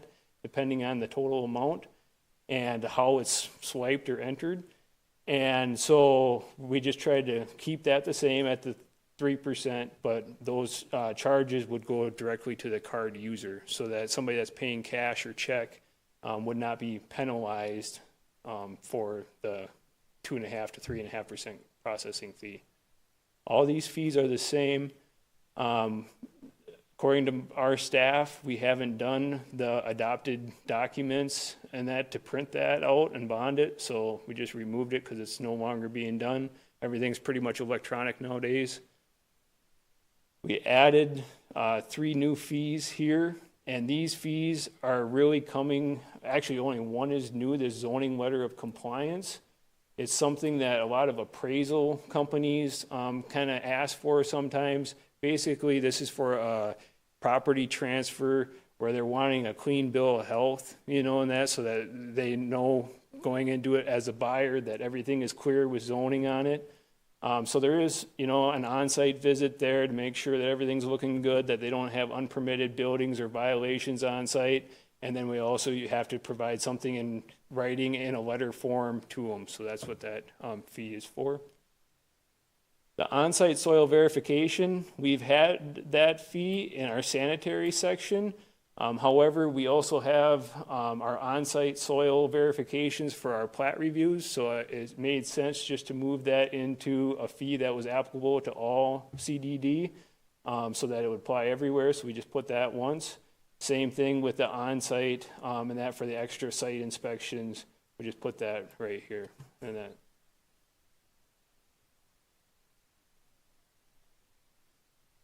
Okay, this paragraph here is another important one. It's basically a big paragraph like this crossed out 3 or 4 more times throughout the document. The fee varied from $500 to $750, but basically this fee is underneath the general fees that can be added on to a normal permit if staff determines that it's going to require extra staff time, extra site visits. This is the more complicated, you know, projects. There could be that extra $500 fee that staff could assign. And I'll explain more when we get down. Okay, so sanitary permits, to take and clean up the conventional systems. Those are the most common systems in the county. Pressurized in-ground and non-pressurized in-ground. Basically, one is gravity, one is pumped. And they're the same thing as far as the number of on-site inspections we have to do, the same amount of permit review time. Now, all of these state sanitary permits, so this top table here, we have to pay $100 out of each one of those fees to the state's groundwater fund. And so after you take the $100 off from it, I basically added 3% for like a CPI increase on it, and then rounded it off accordingly. So the mounds, at-grades, and other systems here, those we currently do 2 to 3 inspections on. So there's an extra site visit here, so that's where the extra $150 is for the fee. We don't see many large systems, so these all just went up roughly that 3%. We do have some holding tanks, but not real common, but that was only like a $15 increase. County sanitary permits, we had them all broke out kind of line by line. The county sanitary permits, we do not have to pay that $100 to the state for. But some of these fees were $260 to $285. So we just said, hey, if you're applying for a county sanitary permit, it's going to be $275 just across the board. Make it simple. The extra POUT fees here you'll see that on-site soil verification. It went from that $185 up to the $200 on the first page. Same thing for the extra inspection, went from $180 up to the $200. Our permit revisions, transfers, and renewals, we increased them $5 up to the $100 mark. St. Croix County has not charged for the Wisconsin Fund grant program before. The Wisconsin Fund has been kind of on the rocks the last few years with the Wisconsin budget. It has been put in for another 2 years. So what this is if you meet income levels and you have a failing sewer system, you can get a grant that would be eligible for up to 60% of the cost of the system. And for our staff time, we've got grant worksheets, we've got a file with DSPS on it. I put a $150 application fee. that would be after the grant is awarded. So we would do this for nothing and that to try to get these systems replaced. But afterwards, if the grant is awarded, we would just remove $150 because that actually comes in and we have to cut the people a check. So the county receipts in those funds and we cut it back out as well. And if you got any questions, please let me know. I'm just trying to go through it here. Yeah. I have a question, Jason. Supervisor Van Let's go back to the holding tank fee of $700. That's got to be the simplest kind of a sewer system to put in. Is $700 high for telling them they need to put a cement tank in the ground? It I mean, is compared to easiest. 3 trips out to check a mound system. Yep. We know that not all mound systems work, but we do know that all holding tanks do work. And that it Is that high? Is that? Well, here's some of the thought process behind it is for our maintenance program that we have to run on these, so our mounds and conventionals, they're on a 3-year pumping cycle. Our holding tanks and that they're on a 1-year cycle, so there's a lot more pumping activity to keep track of. And often, and that those are more of a system of choice at that point. So somebody's, able to put in a holding tank and that for, whatever, $7,000-8,000 versus $18,000 mound. So it's kind of a personal, convenience for that, but it's mainly the maintenance cost, and that is what we're trying to just recoup some time on for the $700. Well, that's true, but it's also, we know that nowadays, pretty much all sewer pumpers take the effluent to processing, to town, village, municipality processing. So there's a lot less chances of something going into wetland or something like that than there is on a mound system or any other kind of system. Right. So in a way, maybe that's, even though it has to be pumped once a year, maybe that's the kind of system that we should be promoting because we know that that's processed properly. And they're probably going to be pumped more often than that. Yeah. And that because it's whenever it's full. There's a lot more maintenance activities that happen if people are doing this the right way. But there's also a lot of enforcement for the ones that say, well, you know what, it's $250 to get my tank pumped. I'm going to throw a pump down in there and pump it into the swamp next door, so. Yep. If you want to keep it the same and that's fine. I was only proposing a $15 increase. Basically, it was the same amount of increase as the mounds and at-grades, so. I was just thinking that $685 was more than it needed to be also, sorry. I will tell you that Polk County and that had a very similar type of fee. I think it was $550 and $620, so. Any other questions on that, or would you like to change that, Supervisor Van Summeren? I don't see a lot of, so probably not.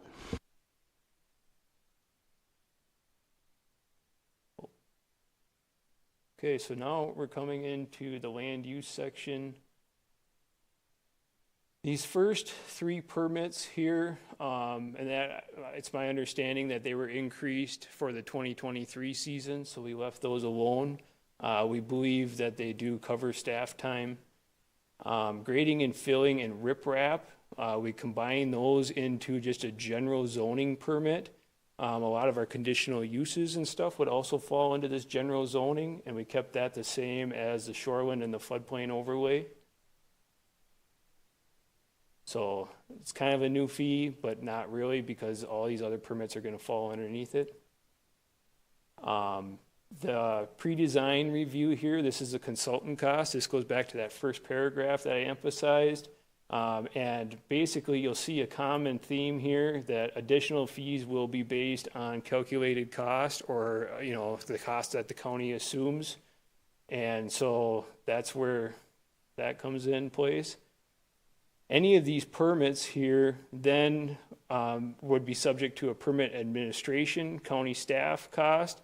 So this is kind of like a double dip and that an add-on fee to the normal fees up here. And so again, you'll see the $500. I kept it the same. I just moved it over into the general provisions and I left it up to our land use administrator and his staff to determine what sites are going to take that extra staff time. Okay, you'll see some changes here as well. Signs, this would be mainly your off-premise signs, just a modest increase there.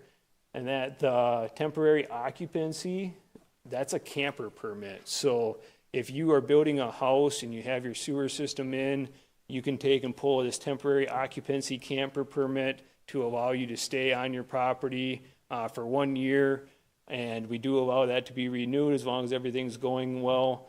There's a couple site visits involved with these because they go out and they make sure that they're hooked into the sewer system appropriately, that they meet setbacks.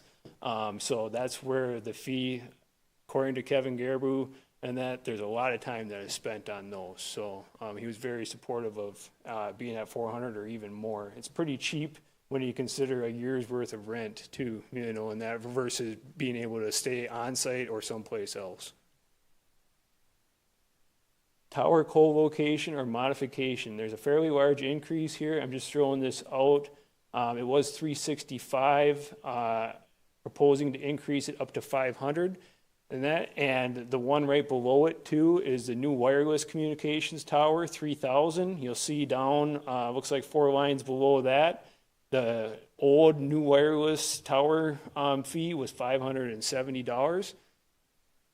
What is proposed there is the state maximums. So a lot of our wireless providers were at the table and that when they rewrote the code as far as the towers, you know, as far as like max height and them being able to use guide wires. So I'm not advocating for these, but these are the maximums that are listed right in the statute that, you know, a county can charge up to $500 for a co-location modification and up to $3,000 and that for a new tower.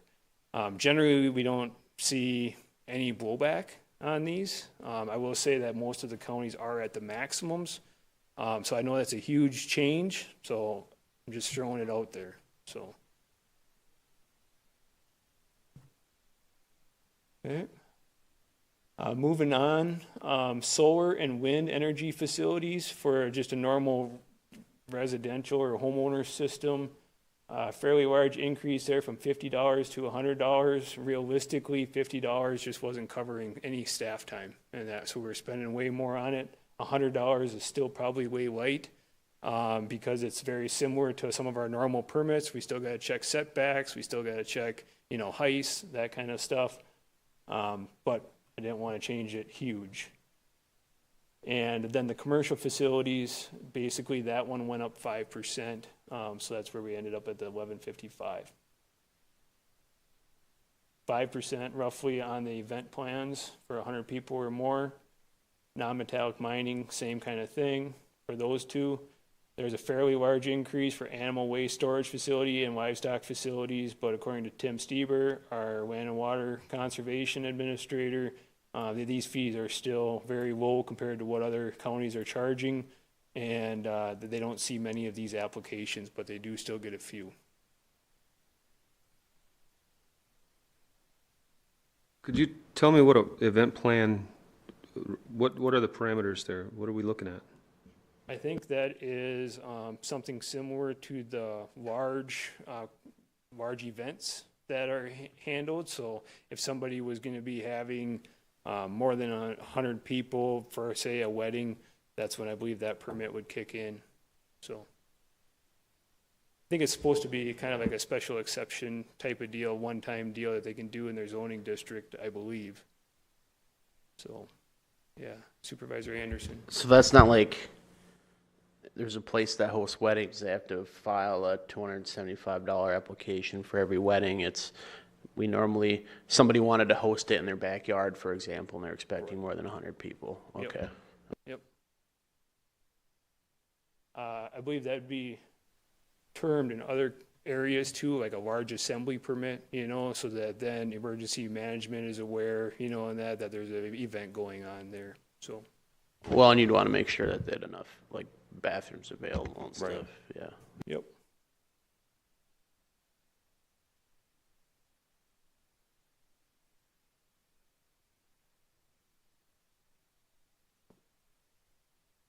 Okay, so now we're getting into our public hearing section. We got the last one here, this land use permit.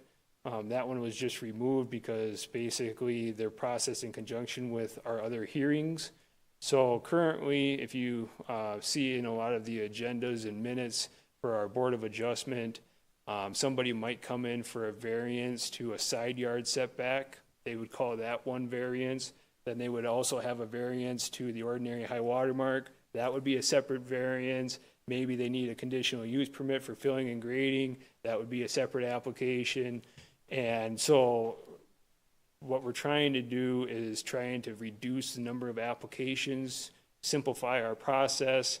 So our public hearing notice would take and say, Jason's requesting a variance to article section and that for a reduced side yard setback and article section for an ordinary high water mark setback reduction, and provide it all in one blurb. So when we go through here, you will see that there is a slight increase in the hearing fees. I went up $40 on them, so from $11.10 to $1,150. At the same time, though, down here where it says that there's an additional $200 per each application, we're including that into our normal hearing fees. Also, any rezones, and that as far as our staff time is concerned, we still have to provide a Class 2 notice. We still have our staff time and that developing a great PowerPoint presentation, I think. So that staff time is still accrued. Same thing for the appeals. We're still going to have staff and that doing that. This ordinance amendment petition is kind of a new fee. We've never really came out and said, but let's say that a member of the public was really wanting to, pursue an ordinance amendment, and maybe they were not able to get one of the county board members or a town to try to get on the same board with them. This would allow them to file on their own behalf and that to pursue an ordinance amendment before the committee. So same fee because we got the same amount of time in that. The two big chunks here, I didn't mean to skip over them, but again, the consultant fee. So here you can see that we went up from 500 to 1,000. We still got the additional fee. That's covered by that first paragraph on the general fee schedule first page. And then we're tacking on an additional $750 in fees here in addition to the normal one. So again, it's kind of double dipping. I truly don't think that we incur an extra $750 worth of just administration cost. And if so, we can take and we can go back to that $500 one that we've got underneath the general requirements. A couple months ago, or maybe it was just a month ago, we had that rezoning request in the town of Hammond and that where the applicant changed something on us. And so we had this kind of ambiguous fee here, calculated cost plus $60 processing fee. Basically, I'm just trying to get that to a set fee. Staff had already developed a staff report that was already covered underneath that $1,110 fee. So the $200 fee, basically that comes down to basically publishing it in the newspaper again and sending out new notices to the property owners within 300 feet. I think publication cost is right around $100. So then we got $100 for staff time for mailing and sending out the other requirements.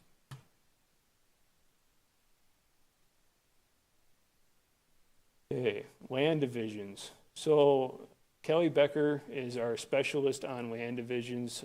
She works a lot with surveyors, and a lot of the land divisions that we see vary quite a bit. We might have a minor subdivision that maybe 2 lots, or we might go all the way up to something that's got 20 or 30 lots or even more.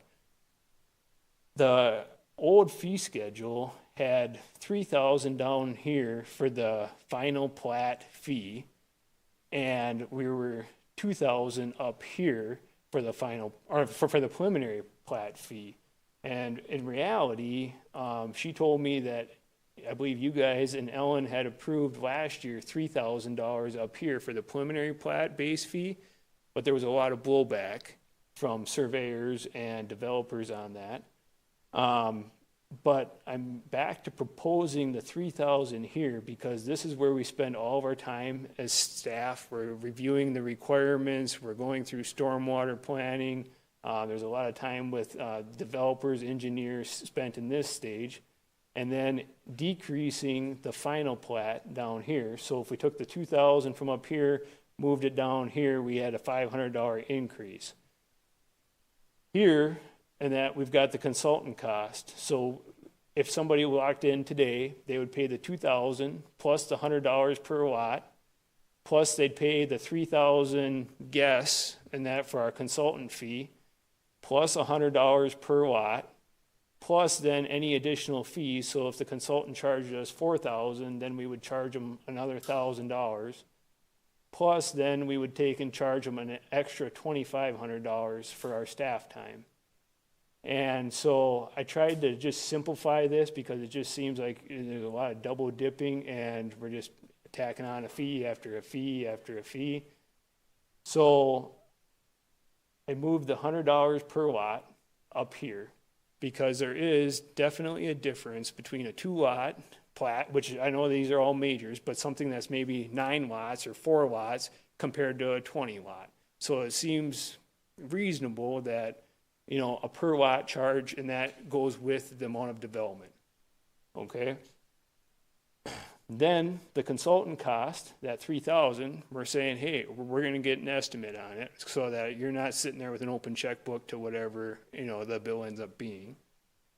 And then the 2,500 cost, I took and incorporated that with the 500 and just trying to take in balance. You'll see on the following stuff where we're going to come out, which we will be able to get that 500, but I don't think there was justification for the extra 2,500.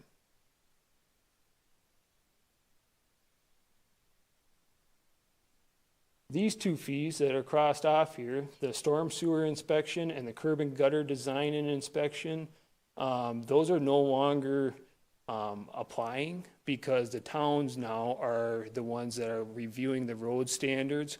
So those ones don't need to be there because of that. The soils investigation, this goes back to our on-site soils category underneath the general fees. We had it at $10 per acre. We just made it a straight fee of $200 and that there on the first page. Resubmittals, so there is a substantial amount of time, like I said, in this preliminary plat process. But if our staff has gotten down the road and they've already reviewed this, I think it is reasonable not to take and have them pay the full $3,000 again if they've already got their stormwater plans and everything. Maybe financing just had to come back through or something. So we did leave that at $1,200. The waiver request, that would be like a variance to any of the subdivision standards. And I kept that the same as our public hearing process because, again, our staff is going to have to do a staff report. We're going to have to take and do all of our publication requests. We're going to have to be before a board or a committee on it. So it just makes sense to keep all those the same. And one thing I will say, I'm always amazed at our staff and the level of professionalism that they provide, and they spend a lot of time on these reports. So that $1,150, we are higher than our surrounding counties on that, but I still don't believe that we're covering our cost. Then on the final plat, like I said, dropped it from 3,000 to 2,500 because we're spending a lot less time here. And then just basically like a $5 increase on a per lot or out lot basis. And then we removed the final plat refiling because we don't see many of those being refiled. Usually if a developer has went through all the process in the preliminary plat, they're probably going to file it. And there was only a $500 difference there.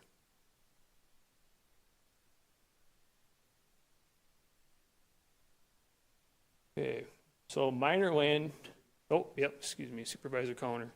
I'm just, want to just quickly go through on a lot of this, because one of the things, now the townships, you know, that are under county zoning, we're going through on this, and we're doing a very comprehensive review of this. We're having outside engineering sources that the county's hiring to do the review of it.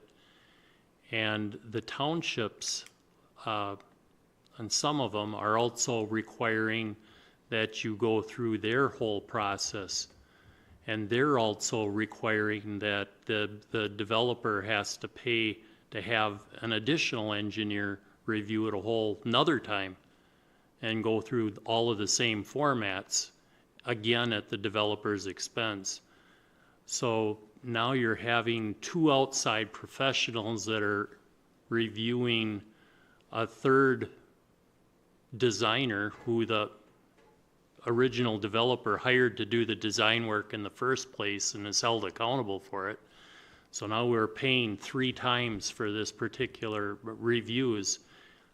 Is there any way to try to streamline this a little so that we don't, you know, I understand the need to do a comprehensive review and to do this, but to have it, you know, 2 different types of reviews for the same original design, maybe you can help me with that a little. Well, yeah, so again, I haven't been here very long, but from what I understand is there's been quite a bit of staff turnover in our department, and we just haven't had the capacity to be able to build, you know, somebody up in-house and that to be able to do these plan reviews in-house without having to send them out. I did talk to Robbie at our highway department. You know, they've got engineers on staff. He's been very kind and said that, hey, you know, let's give it a shot. Let's try a couple. So we're going to try to do a couple of reviews with them. That way it's kind of within the county, and then he can take and see if it's going to work for them and then within their capacity, and then us and that to see if it's going to be what we need or enough too. But my end goal is to build up the capacity. Towns, you know, that they are their own government, you know, and that, and if they need, you know, additional information to make up their minds on whether or not it meets their ordinance requirements, I think they're definitely entitled to do it. But we're not going to be able to say, hey, town, you shouldn't require that, or, you know, so we're trying to take and correct our end, but it's going to take some time until we get at that level. I'm just wondering, you know, a lot of the engineering firms go into the townships and how they're dealing with this. They're being hired by the townships, and on some of them, the engineer services are given to the town for their personal use at a low or no cost, based on that the developers are going to be paying for these reviews. So they're contractually working out some things, but I'm wondering if we should kind of have a discussion with the towns on this, you know, as far as if we're going to do this much of a comprehensive review, that may help satisfy the town's concerns over making sure that these reviews are done properly. And it would definitely make a big impact for what the end cost becomes on for the developers having a triple, you know, having to pay for it a triple time. Yeah, Supervisor Hanson. I don't think we can bind another municipality in a township they're not subordinate to the county board. So, I mean, we could. It's just asking them. I know, we can ask them, but, you know, we've agreed that we're going to go to the township association. Maybe we could talk about it. We can, you know, but we can't do anything official, I don't believe. Guys. I wonder if it's like possible maybe to use the engineering report that the township gets to cover what we need from it. I guess that's a loaded question maybe, but. Yeah, it's possible. I am going to be attending the Wisconsin Towns Association meeting next week at the highway facility. I am on the agenda and that for ADUs, so I don't know if I can take and really extend that conversation into subdivision reviews. But as I'm going out to the towns here, and that I was going to start December, January, that's a topic that I could definitely bring up. And I think there just needs to be some relationship building with the towns right now too. So that we're all on the same page. And I know that Mike and I actually are going to be meeting with the town of Somerset here, and that towards the middle of next week, you know, and that to kind of go over some of it so that we're all on the same page. So the topic could best be shaped as cost-sharing engineering reviews. I think. Yep. Liability, I mean, does that create a liability burden or share liability? If we're sharing the engineer, does it, if because, you know, you don't have redundancy. If you have one engineer doing the review, if that engineer makes a mistake, then is it the township or the county that bears the liability? I mean, there are a lot of township, I mean, I'm not sure every township does a review of everything right now anyway, and if that's the case, then the county's the only one doing the engineering, we only have one report anyhow. I think most of these things should be pretty more or less similar or like people who, it'd be done by people who've done it a lot. So I think the liability would ultimately be on the engineering firm if they mess something up. I guess in my mind, the reality is that these townships or villages have bought into county zoning. So if they're gonna rely on us for county zoning, then why are they going out and having an additional engineering firm look at it when they're gonna hand all of that off to us to review again? And you're either buying into county zoning or you're not. You can't be halfway in my mind. I can kind of answer that as being a former on a town board, but one of the things is that although they are under county zoning, they are authorized to go above and beyond. Some of it's like stormwater management and curb and gutter and things that we already discussed that we're not going to cover here that they do have to cover. So the concept, if we were buying in on if they had an engineering firm that was doing all parts of the review, so it covers both sides of the house, then we're in good shape because it's covering everything that the town has and everything that the county would have. And then, yeah, real quick, and even in my mind, if they covered everything but one thing we have, then maybe we only have to charge for the engineering firm the county chooses for that one thing and not the whole blanket. Right, and that's where we're trying to get to. You know, right now in that, we're paying anywhere from $161 to $178 an hour. And some of our engineering and surveyors, for that matter, are almost feeling like they're getting nitpicked in that because our consultant wants to provide us with all the corrections, you know, but some of them might not actually substantially change the scope of the project or the effectiveness of that stormwater control plan. So that's what we're trying to work through, and that it's one of the incentives in that of working with highway. If they can, then they're kind of a neutral party in that, and they can just check it to make sure that it's going to work. But again, we just need to see about bandwidth and see if Robbie's got the staff time to do it. Currently, we've got a lot of these plats in the works, you know, so there's like 14 of them right now, but they're ongoing. So we only see about 5 to 6 majors, from what I'm told, and that per year of new ones, you know, and that. But then we're waiting for the improvements to be installed before they can file the final plat. So that's why several of them are lagging behind. This is not something that we'd be able to accomplish for this fee structure. No. So it's a great idea, great ideas. Okay. So moving on. Yep, so I'm gonna move on. Now, these are minor land divisions, so these are anywhere from 2 to 4 lots. Just had one increase on that there, $100, because of trying to make up for some of these county staff time. Again, these are usually simpler reviews, so our staff hasn't been charging this $800. But in the cases in that where there is public improvements, they do charge this $300 for review of the stormwater plan. So $500, and that just seemed like more what they were spending on time by the time they contacted engineers and going back and forth. The $100 here increase, we were going to take and offset Corey's time a little bit with highway department. So that's where that $100 was going to go. resubmittal, again, the fee, 560 versus 600 was almost the exact same. Even for these, by the time we get it filed with us again, we're still gonna have to go back through, review it for the ordinance requirements.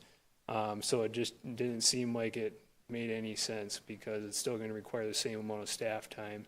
Same thing with the waiver request at 1150, that was tied to, and they had that public hearing fee. So I'm trying to keep all the public hearing fees the same. The re-inspection, so as I understand it from talking with our staff, that this was actually a final inspection after the plat was done, any stormwater or public improvements were installed. So we just had a modest increase there of $15 up to $250. So.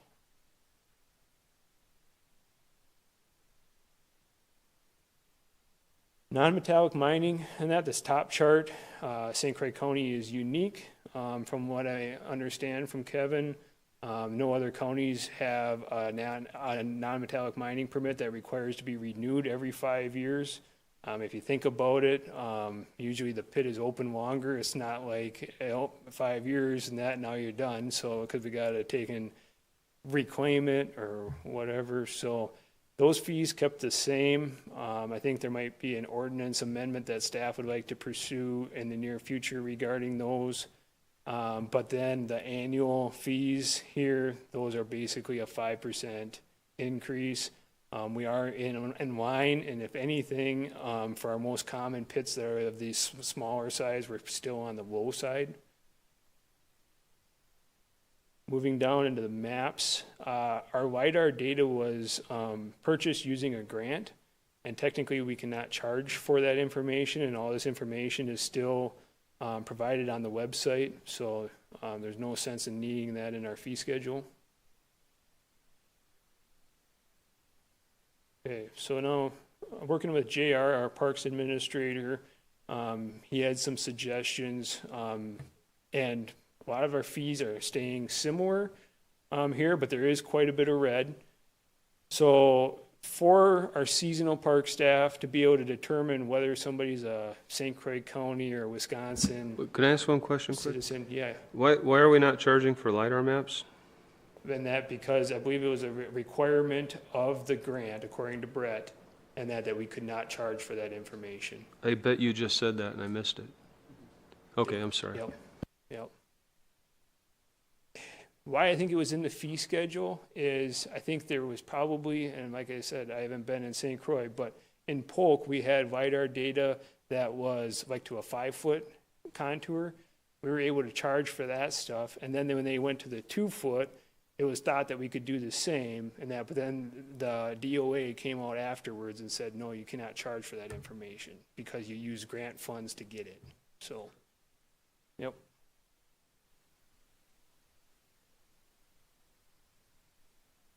Okay, so back to the parks and our daily passes and annual passes. JR and that brought up the fact, we could say citizens of St. Croix County, but it's very hard to police. So basically, this fee schedule is going off from the state's fee schedule. Will River is one of our parks, of course, and they actually break it out like this with Wisconsin plates versus out-of-state plates. The idea behind the increased fee for the out-of-state plates is maybe they're not paying property taxes here in the county, so that they would have a bigger increase. Just on this topic, the out-of-state plates, Will River's $13. I just want to be transparent. Talking to their park manager, it sounds like they were going to increase, but we don't know yet, just because the DNR is a little bit slower on that. Then when we look at the annual park and boat launch pass here, it's kind of hard to read, but same kind of concept. Vehicles with Wisconsin plates is staying the same, $30, and vehicles with out-of-state plates is $35. That one we're about $3 lower than the state on. So we're very similar. We tried to round it off and that to the equal $5 just so that our seasonals and park staff aren't handling a whole bunch of ones. So maybe it'll save a whole bunch of ones, maybe not. The next one is our group entrance rate. We remove schools. Our land and water conservation staff often have school trainings and educational things in our parks. And so we didn't want to have to charge a school to go out and use our park facilities for those educational events. And that also is how the state does it. So if Will River, if you wanted to go there with a school, they would not charge either. Okay, and special event fees, we don't use these very often, I guess. Just did a $5 increase, both for the minimum and the nonprofit. JR brought up a nice gesture that I thought we could do going forward to try to promote our parks and to get people to try out the parks for the first time. So what we're proposing is on veterans, active and reserve military, first responders, law enforcement get a free day pass on Veterans Day, First Responders Appreciation Day, and Armed Forces Appreciation Day. All those days fall outside of our peak season, so they're in October and November here, and so we just thought that that would be a nice gesture to get people to try our parks. See the following one here, the cancellation fee for $10. That's in lieu of that reservation fee. There was a date change on the parks, so it used to be 5/5 and that 9/5. So we actually extended our peak season from 5/1, so May 1st, and that through October 1st. Just seemed to be better for the first of the month. Reservation fees crossed out, just clarified that our group rate still applies. The price is for 2 nights. It's for 5 sites total for each one, so it's not $150 per site. It's for all 5 sites per night. Or sorry, per 2 nights. A lot of our campers may know where Vista Prairie or Peninsula camping is, but a lot of them might not. So we just decided to simplify into non-electric campsite, electric campsite, and then electric and water campsite. The non-electric campsite went up $5. The electric site stayed the same at $35, and the electric and water site went down $5, and so that's pretty much a wash. The camper cabins, there's a lot of time spent cleaning those camper cabins. Our park staff is also looking into advertisement potential, through Airbnb or VRBO. There's a fee, generally like $6 is what we're figuring for that. So we want to plan ahead and have that $90 to cover those extra costs. Firewood has been $8. We're actually proposing to decrease that. Our park staff have only been charging $6. Our cost is right around $450, $475 a bundle. So we're still profitable at that level. We're trying to encourage people and that to buy their firewood at the park. And the $6 is more competitive with gas stations around, and that the $8 was just way too high. People were going and buying it elsewhere. Dump station, I just want to clarify, that is for non-campers. So, they would obviously have a camper, but they did not stay at our county park to use the dump. So if they're from Glenwood and they stop by Glen Hills, but they've been camping at the Dells, they would get a $10 charge. Our watercraft rentals, you'll see that I broke out paddleboard. Our department has purchased some new paddle boards in the last year, so they're pretty nice shape. They're in high demand. There's usually a waiting list at Homestead Park for them. We actually have a cap that you can only have one for 2 hours in that because of so much demand. So we're going to try the $15 per hour. Hopefully that'll allow us to keep our equipment in better shape and we can be updated more regularly so that it doesn't get so outdated. Shelter rentals stayed the same. A commercial vendor permit, this one is not that common, but the Loop Trail does get a few requests for food trucks to park in the parking lot, and they do use our electric when they're on site. It's currently $50 per season, and it was never put on the fee schedule, so I added, or I changed it to $100 per season for that food truck or somebody that wants to have a vendor on one of our park grounds. The firewood cutting permit, we've always had a fee for that. It's always been $20 per cord, so we left it the same. We just wanted to include it on the fee schedule so that it was clear. And then the penalty fee, if somebody doesn't pay for their park pass, $5 really wasn't covering staff time there. I'm not even sure $10 was, but at the end of the day, we just want people to take and comply. So the firewood is for down trees only? We're not letting people go in and cut live trees? Correct. Yep, Right, so Yep. there's a policy that people need to understand. We're not letting people go in and clear cut, correct. right? Yep, and they would have to get a permit from JR to do that, so, yep. So that's it. So it's about 6 pages now, and it comes down to about 3 to 4 pages, and that when it's all cleaned up. Is there any questions, or? Well, are we gonna talk about the park? Go ahead. I just like to say I appreciate you redefine or slimming down the amount of different fees and applications and everything, making it simpler. Good job. Yeah, it's really a balancing measure, because of course we got budget, and we got to make sure that our budget is staying the same, and that, so, but I'm trying to just be very transparent to the public so that they know up front what the fees are going to be. Hopefully, you know, I mean, the developers and stuff can look at this. It'll be very standardized to what they might see in a county across the border or one of our surrounding counties, so that it'll reduce some phone calls too.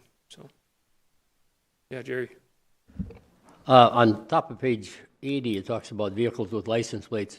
When you're bringing up for discussion at our next meeting, the $5 fee at the Loop Trail, I don't think Minnesotans should pay $7. I think they should pay $5 too.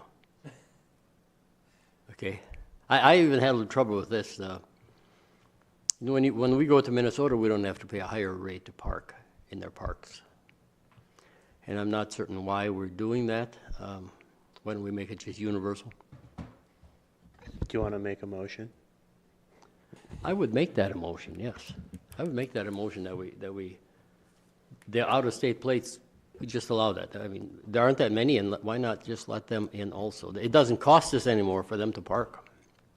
And it's Right. for us to park. It's just what I think JR was trying to show some appreciation for the taxpayers of St. Croix County, that in our current budget, about half of our total budget revenue is levy dollars. So the people in St. Croix County are paying that, and this is just a way to show that, hey, you know, you are getting a break in that because you pay taxes here. Right, but it also is a way of telling other people, you know, we really don't want you here, but we will put up with you if you pay a fee. And I really don't think that should be, that should be the moniker above St. Croix County. Right. So that's why I would make that motion. Okay.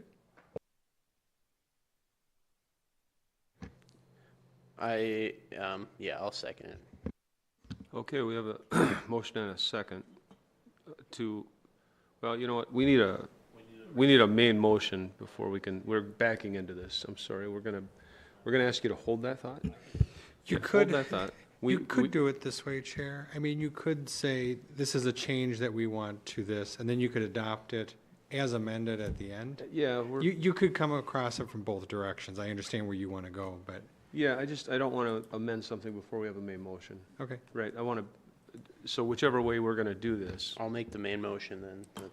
All right, we have a main motion, and we have a second on the main motion.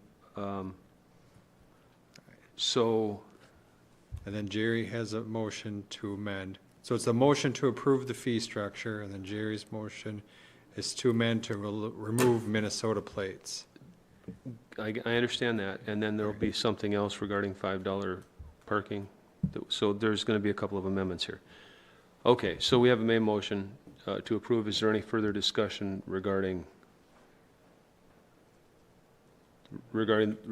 the approving the fee structure? So now we have an amendment. Jerry? Right. You want to make a motion for an amendment? I make a motion that we amend on top of page 80, Turn your microphone on there. I make a motion that we amend on top of page 80, the license plates, the out-of-state license plates, to remove that extra $5 fee from both of those up there, from the yearly pass and also from the daily pass. Okay, now we have an amendment and a second for the amendment. I will second. Okay, so now we have an amendment by Supervisor Van Summeren, seconded by Supervisor Anderson. And now we'll vote on now we'll discuss the amendment, and then we'll consider voting on it in a second. Any discussion for the amendment? Discussion for the amendment? I'll just say that this is the fee structure that they've adopted at the state parks system. We've considered doing a split fee here for several years, and we've decided not to for several years, but it is the way they do it at the state parks, and for the way that, the reasons that our parks director has suggested, because it's a thank you to people who actually pay the levy in St. Croix County. So it's a valid reason. It's not punitive in any way for the people coming over from Minnesota. However, that's the logic. So, having said that, that's my piece. Anybody else? I just had a question. So you're saying in Minnesota, when you go to a state park, it's the same whether you're a Wisconsin resident or a Minnesota resident at a Minnesota state park? I'm not saying a state park, but there are various parking areas by fishing ramps and things like that. There's no difference between. A license plate don't make a difference. I know I bought a county park fee, or county park pass at Washington County, Minnesota, and it was the same for me being an out-of-stater, so. Anybody care to vote on the amendment? Any objection? Let's have a vote. All in favor, say aye. Aye. Any opposed? That one's going to pass, and unanimously. So, now, are there any other discussion on the main motion, which is to pass the fee structure? This is where we would insert another amendment. So I'll make a motion to amend to the daily pass of $5 for the loop trail. And would you suggest that we change the signage at the same time? Is that really the fee I think structure though? That's it's two not separate related to the things. fee structure. I Right. think staff has duly noted that we are going to take care of that good. administratively. Right. Okay, so, a second? I'll second. Okay, so the amendment is made by Supervisor Shirley and seconded by Supervisor Van Summeren. And we've talked about this quite a bit. Everybody understand it? Comments? One more thing. One more thing? If we're gonna make the changes, okay, and we're gonna do it this way, the concern I have is, will we have the wherewithal, because we rely heavily on these fee structures for the parks portion for operations. And is this going to impact us, where do we need to look at the overall for the park fee? If it's gonna be a flat rate, do we need to have an additional increase in that to make it so that we can operate? Or is this gonna be something where we're gonna be in a bad position and have to come back to the county board for additional funding for parks? I mean, I don't think we know the answer to that. No, because it might lead to there being, like was said, 3 times more passes. So that's 50% more revenue coming in. I am comfortable myself from a policy perspective for the dollar amount this is, to covering this with a few dollars of fund balance if we have to for 1 year to see how it works out. And after a year, it's an issue, we can address this a year from now. Any other comments? All right, let's put this one to a vote. All in favor, say aye. Aye. Any opposed? And that one passes. So now we'll vote on the main measure, the main motion, which is the fee structure itself. All in favor, say, oh, any more comments on the fee structure? Anybody want to talk about that again? All right, all in favor, say aye. Aye. Aye. Any opposed? We're golden. Thank you very much, and give our thanks to George. And next up is the reason I came to this meeting at all.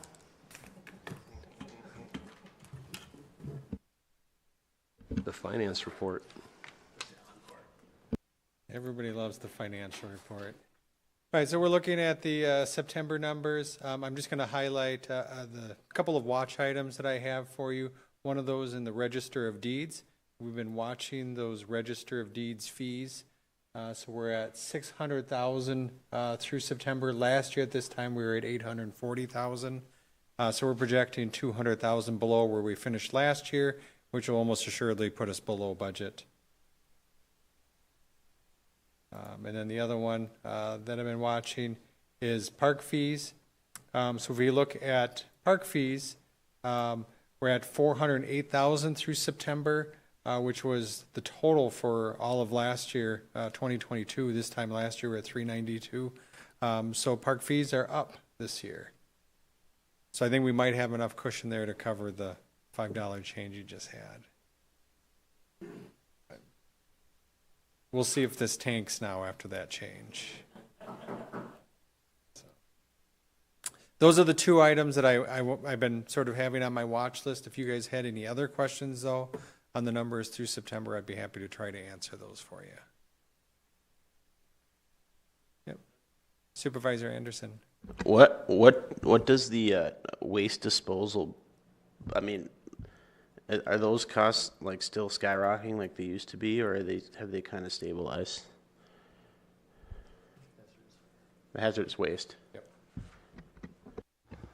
Okay, so in that one's not the most updated one, but we did have our clean sweep event at the end of September. Overall tonnage was down a little bit, but overall people that attended was up a little bit.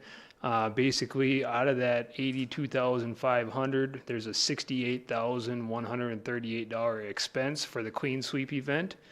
And so at the end of the day, there's still a positive balance in that account, and that we should not be overdrafting and that are going above. So one of the big savings there from the 82.5, and that is corrected in the 2024 budget, is because Logistics Recycling, LRI, is right in Somerset here. And so they're very close by versus before we were getting outside contracted services from Iowa and Illinois, I believe. So, yep. Just that activation or that whatever startup getting them here was way cheaper when they're in the county, obviously, yeah. Yes, there, is still a pretty good, I'll call it move-in fee. It's about 10 grand and that we charge, but that's for their trucks, and all their staff. They are very well staffed at our event, so it's reasonable. All right, well, here ends the finance report. Unless you have anything else to throw in there, Ken? No. Okay, so we're going to talk next about the utilities and community facilities chapter of our comprehensive plan, and that brings Jason to the podium.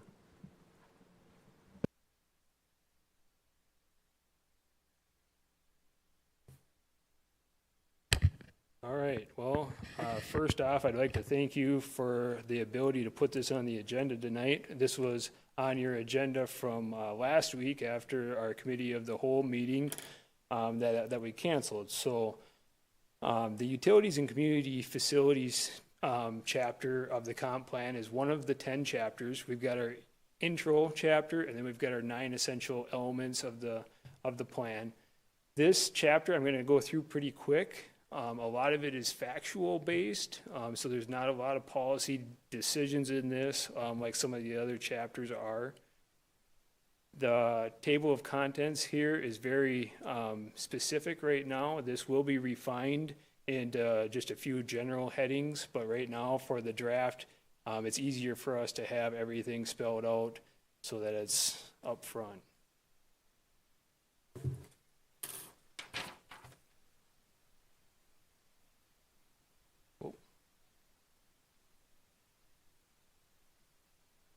Sorry. Okay, so underneath this chapter, the vision statement stayed very similar, but we know that there's an increasing pressure for renewable energy systems, which are a facility or a utility, and that within the county. And so we made these two changes for that. The last provision there has reworked its rules. Yes, that has been done. So we didn't feel that that was relevant anymore. And then we just clarified some of the text there on paragraph 2. Underneath the findings and issues, some highlights to point out are that since 2010, the county has added 1,541 private sewer systems. So currently we're sitting at 18,109 systems. That's in number 1. Number 4 is one that I'd like to point out, that the county has increased the amount of assisted living facilities. That'd be the total number of beds or capacity. From 893 to 1,242. That is relevant because those are actually set by the state under Wisconsin Statute Chapter 150, and they review the total number of beds allowed in the state on a biannual basis, I believe because it's funding related. Number 5 has to deal with the unique geology that St. Croix County is on and the susceptibility to groundwater contamination in some areas. Number 7 has been a big focus and priority of the county, and that would be broadband access and fiber optic services. Number 8 is improving our emergency facilities. Number 10 is one that I'd like to hit on again with the renewable energy systems, solar and wind, and anaerobic digestion. There was just a couple small changes in number 11. So that's just a very high level focus on some of the goals. The opportunities, and that we believe, since we are a growing county, that there's a lot of alternatives that should be sought out, and cooperative opportunities between the municipalities and our towns and the county. So that would lead to the countywide coordination and shared public infrastructure in number 2. The increasing growth obviously requires more services, and that's also a good thing because it allows us to change and improve our infrastructure and essential services as well in number 3. And number 4 is due to the increasing need for senior housing, and that kind of goes back up to number 4 in the findings and issues with the number of beds or the amount of capacity that we've got for senior facilities.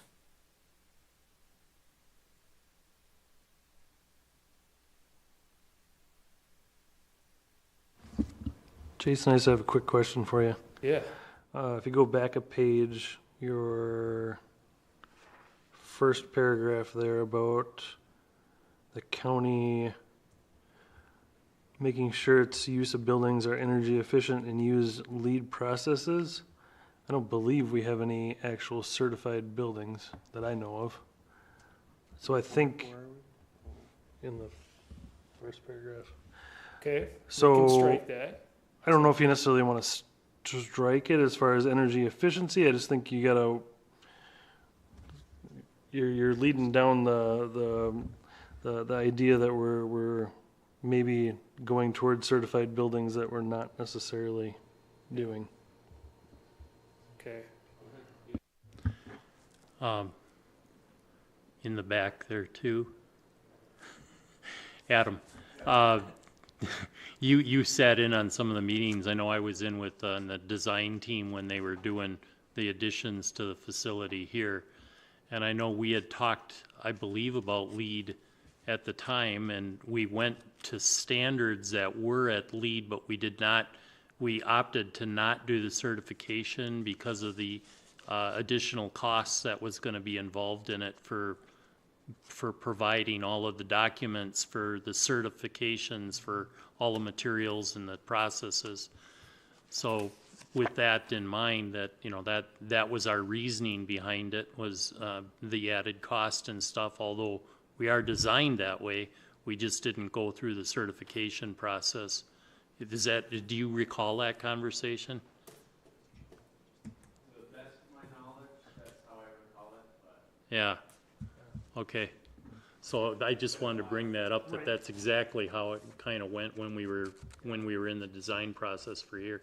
We can just remove that reference to LEED out of there and say that we, you know, want to build our buildings energy efficient, you know, for any new and existing buildings, so. Right, I agree that we don't want to commit to the future 10 years looking at LEED certification.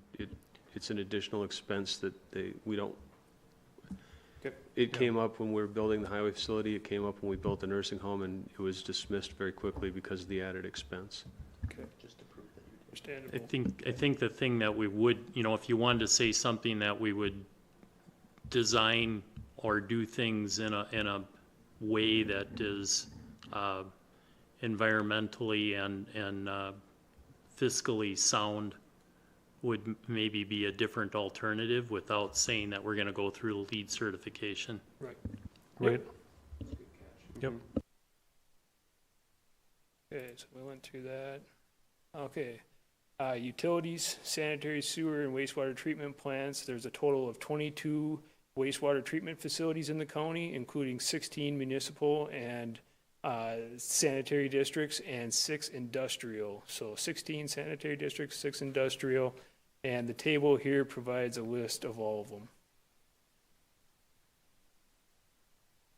That's pretty much factual. And the sewer service area plans, that's a paragraph that we have in here for the Hudson Sanitary Sewer District. It's got to be identified in our plan, so that paragraph just carries over.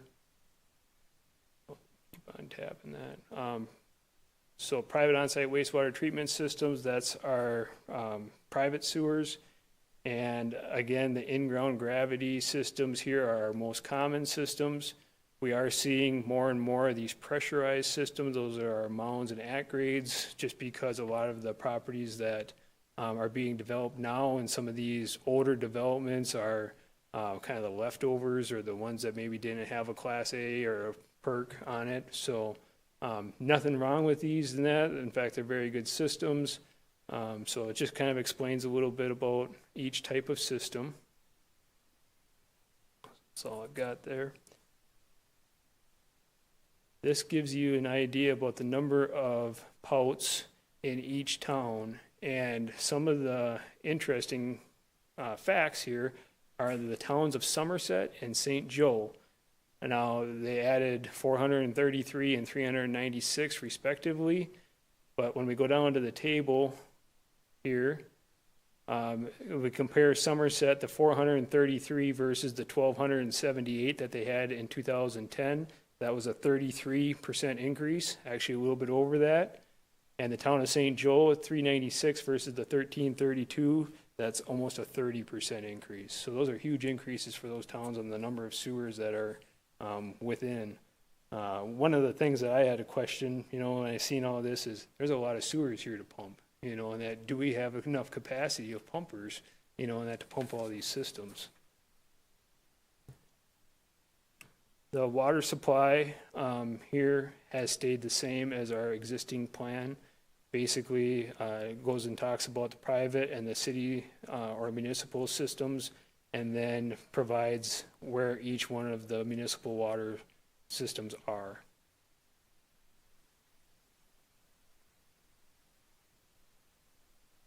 Stormwater management, that's been an increasing trend in the county, of course, with our rural development and subdivision processes. So there's just a little bit of text added here, and that the county subdivision regulations do cover stormwater management in the unincorporated areas. And then the municipalities, yep, yeah, excuse me. Sorry, Jason. Supervisor Counter, Keep yep. going back. On the water for the well, Yep. Have you mentioned anything in there as we push out for all this development areas and stuff, you know, with the karst type soil structures and stuff that we have subsurface around in St. Croix County? Have you addressed anything dealing with in here for potential wellhead protection zones, especially for future municipal expansion, and incorporating in where the you know, for pre-locating and where they're least likely to have contamination issues? Yep. The answer is yes, but not in this chapter. And that, so it's going to be in the natural resource chapter, which we'll talk about at the next meeting. So it's all about groundwater then. So, yep. Sorry. Yeah. So, and we've got a little note in here to take and reference or link people to look at natural resources section. So right there.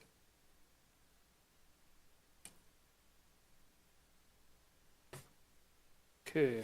Stormwater utility stayed the same as the existing plan.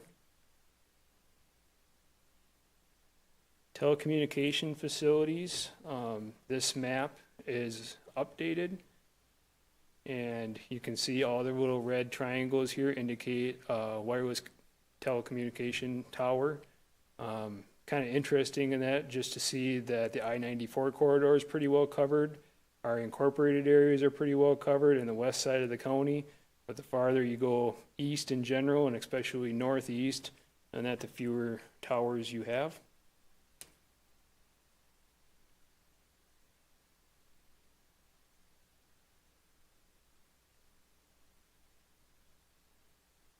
This is a broadband internet map, and just for those that don't know, broadband is a minimum of 25 megabytes per second download and 3 megabytes per second upload speeds. And if you look at the map here, 91% of the county addresses in the rural areas are covered. Everything there in pink is covered. So we're going to be finishing up, probably within the next 2 months, the broadband map of all the infrastructure. That was Greg Telejohn's project that he'd really pushed for and the county board approved. So I don't know if that's would be helpful for you to incorporate in this section or not, but that's coming up soon. Okay, yeah, if we could get an updated map, we can still have time to change this. And we did note in here that the county did have grants to expand services in 8 of our towns: Silen, Emerald, Aaron Prairie, Richmond, St. Joe, Stanton, Star Prairie, and Kinnickinnick.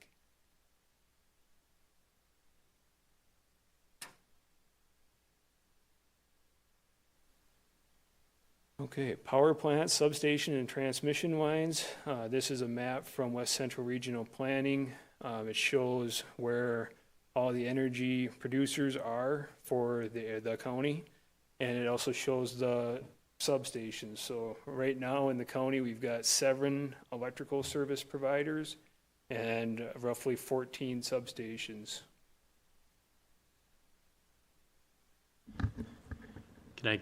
Yep. Sorry. Supervisor Coner, yep. We were just looking at the map and I was noticing it seems there's a lot of substations missing that have been constructed. I'm not sure that this map is currently up to date. I know you even. Yeah, I would say this map is not up to date. With St. Croix Electrics and XL's also. Okay. Yeah, they have a big one by Woodville. There's nothing listed there by Woodville. They don't have one by Baldwin. It's not listed either. So that should be cleaned Work up. with our GIS staff too. We might have to see if we can develop something in-house that'd be a little more accurate, so. We'll definitely do that. Okay, renewable energy systems is shown on the map here on the right with the orange dots. We've got documentation of 15 total renewable energies. These would be utility scale or bigger than just serving a house. Of course, there'd be a lot more if it was just for residential or one household.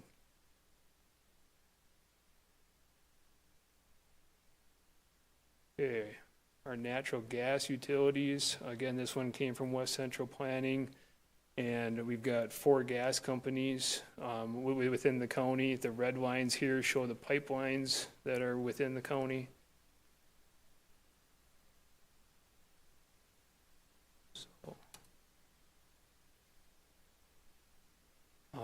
Moving down into recycling and solid waste. We added this last sentence in there, just kind of as a fact that there is no active municipal landfills operating in the county currently. Believe it or not, that's still a common question that Chris Poston, our recycling specialist, gets on a regular basis. So that's one of the reasons why we added it. Chris does a good job with our program over there. We've got 26 of the 35 municipalities in the county participating in our recycling program. So, and they all get grant dollars. So the county gets a grant for that, and then we take and give a certain percentage of that back to the municipalities for their recycling program. And then we just added a little bit about the clean sweep. And there is a sentence. Now, this draft has been updated since we put it in the packet. Right at the end of that paragraph, we added a sentence that the county adopted a waste reduction plan in 2018 and enforces County Code Chapter 21, which is Municipal Solid Waste Reduction, Recovery, and Recycling chapter as part of our recycling program.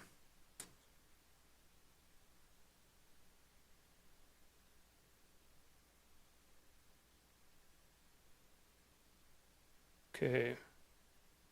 So cleaned up some of the text here. Kind of an interesting point is there's 14 municipal recycling drop-offs in the county. The other ones are usually running curbside pickups. You can see that the overall tonnage and that is staying fairly similar in the last 3 years, but has increased over the last 20 years or even 10 years. But if you talk to Chris, and that the county in general is still well below the average recycling amount, poundage-wise per household.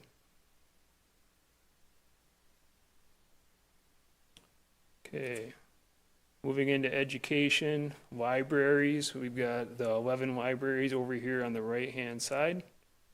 I believe that there's no new ones, and none of them have been closed. Private schools, interesting point here, 2010 enrollment was 900 students. In 2023, it was 870 students. The majority of our private schools still only go up to 8th grade. And the number of schools have reduced from 7 to 5 since 2010. So, and the table here shows the current private schools within the county. Excuse me, Jason, how accurate is that information? How often do you check it? Because I think the Baldwin Christian School, which goes through from preschool through 12th grade, I think that's more than 56.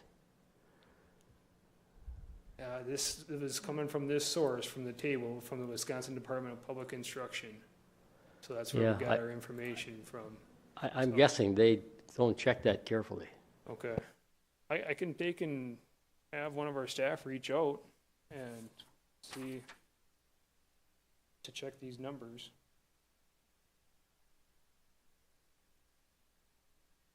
Okay.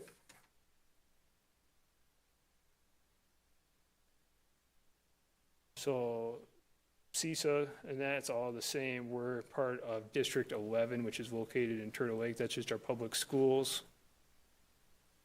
Public school here, some areas have seen an increase in enrollment, but the majority are seeing a decrease. There's 6 primary schools and that within the county. However, there's 11 different school district territories or zones that are within the county total. So our students within the county go to 11 different schools, but only 6 of them are completely within the county. Some of the big increases, of course, Hudson and New Richmond, St. Croix Central.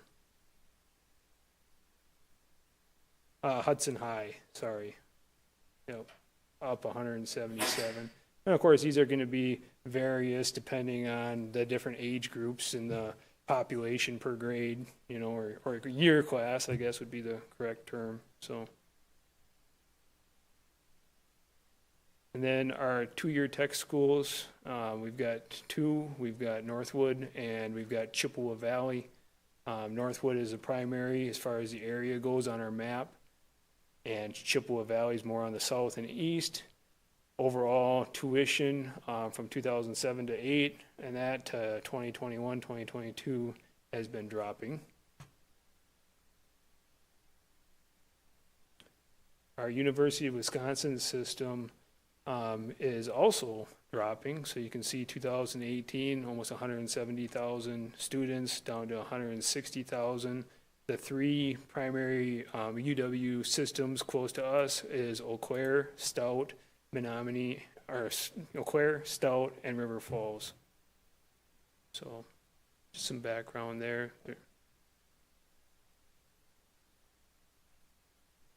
And we don't have any independent colleges within our county. Emergency services. We added the sentence or the couple sentences here because the county has newly implemented that next generation 911 standards for our GIS and emergency management, which basically is just a whole bunch more information in the proper formatting, so that's standard. We added that one of the challenges law enforcement faces here nowadays is recruitment of new law enforcement staff. And here's the different law enforcement districts. Kind of interesting, each municipality and then the towns and that have our county sheriffs.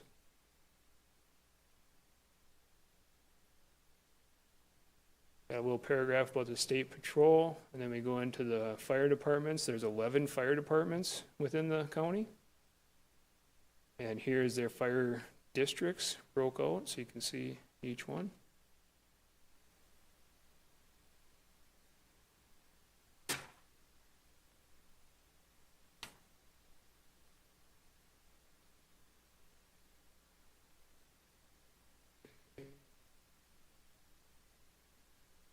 Ambulance, there's 7 ambulance services. And the next map is our EMS responders. Generally, a lot of our EMS staff respond directly from their home and often can be one of the first ones on site of a call. Our hazardous materials response, because we are within the area for the Prairie du Chien nuclear plant every 6 years, and that the county participates in a training there because we are in the ingestion pathway zone for that facility at Prairie Island. Parks and Recreation, just hitting on the high points here. Total, the county has 9,598 acres of water on the surface. 80.9 miles of trout fishing on 27 streams. There's 15 named lakes, and then some of our lakes are large enough in that you can, accommodate all recreation. One of the things that we added in here, the Will River State Park, is a huge tourism draw to our county, with approximately 900 visitors or patrons each year. We've got 13 golf courses. So those are some interesting points. The county has 247 miles of groomed snowmobile trails currently and 40 miles of cross-country ski trails. And there's approximately 36 miles of hiking trails in the state and county and community parks. So that's within all of our park system as a county as a whole, there's 36 miles of trail. The end one here was struck or removed because that has to do with the old railway corridor going from the Cattail Trail up by like Clear Lake all the way through New Richmond. And a lot of that well, I shouldn't say a lot, that has all been given back to the property owners along that trail. So a lot of that railroad corridor doesn't even exist anymore. It's been plowed through or completely removed. So that is not feasible anymore. I have a question, kind of a request, that you add in a couple of sentences about the Eckert Bluff land, because hopefully the park will be developed within the next 10 years. It's property, it is park property. People can go out there and hike. People do hunt there.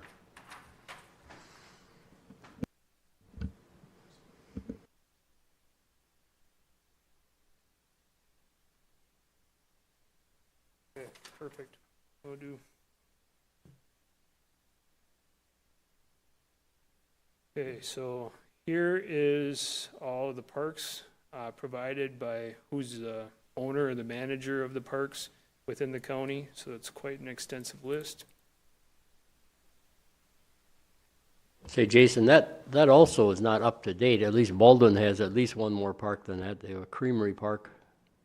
So again, I'm wondering how these are updated and how Okay. far back they are. Thank you. Yeah, I'll have to check on it. So. How old is Creamery Park? I would say probably 5 years, 6 years. Yeah. All right. I was just wondering if it was older than 10 and never made it on the list last time, or if it's a No, newer park. It's come since then. Yep. Yeah, I'm gonna guess that some of this information just hasn't been updated from the resources that we've got, but yeah, it's good to bring that stuff up, so. Okay.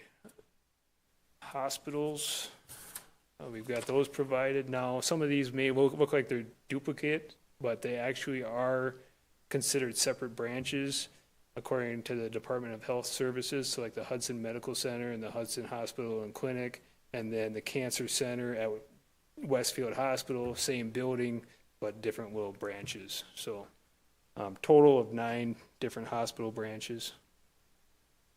Seniors- Jason, one more point there. Like Baldwin has 2 additional clinics to that. There's the Oakdale something clinic and another one I don't know the name of, that's rather new. And Hudson has the new whatever one just down the road here I run past. I don't see those listed in here.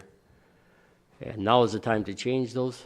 You know, John, and that, are those considered the same, or are those private? Yeah, we'll have to check into that. Yeah. I know there's one in New Richmond too, just to the Right, north New side of Richmond the has the tracks. Hudson Physicians Clinic. Hudson Physicians, yeah.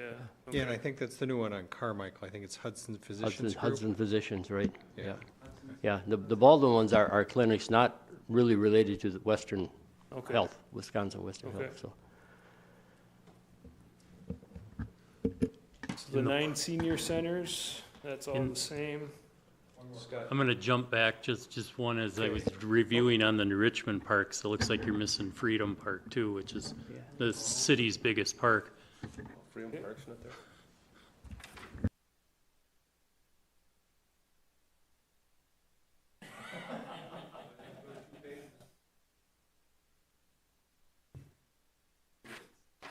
I'm trying to go fast for you guys, because I realize what time it is, but. I appreciate it. I really do. And if you see other corrections after the meeting, please send them over to us, and that we're happy to incorporate. So. Yep, it's good. So, childcare services, again, these are the licensed childcare ones, so not the in-home ones. Unless they're licensed, I should say, but there's 55 of them, and that was updated as of May 30th of 2023 with Department of Health and Childcare. Assisted living facilities, nursing homes, and senior programs. This is one that we want to make a change to, too. We've done some further research since this draft was put into the packet. This packet, or this paragraph here, we want to take and we want to strike that, because there is no longer a moratorium on the number of beds in our assisted living and nursing home facilities. This is where that changed, in that the statute, chapter 150, requires a biannual review of the number of beds. So it does change. We've actually gained substantially on how many beds we have in the county, so.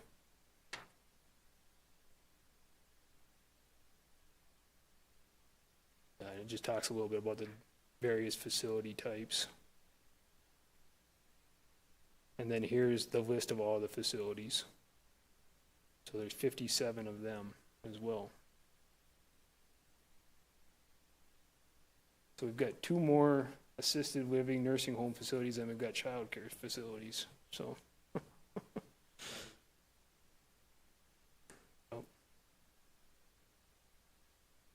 Cemeteries, these are all the cemeteries that we have documented with the Register of Deeds, so I believe this is still very accurate. There's 30 of them total, and that includes the ones that are within the cities and villages and the towns.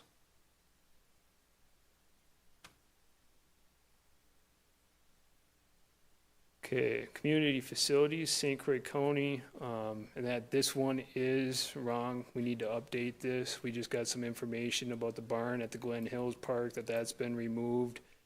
We need to add the entrance building for the Homestead Park. So there is some corrections that we have to go through and update here.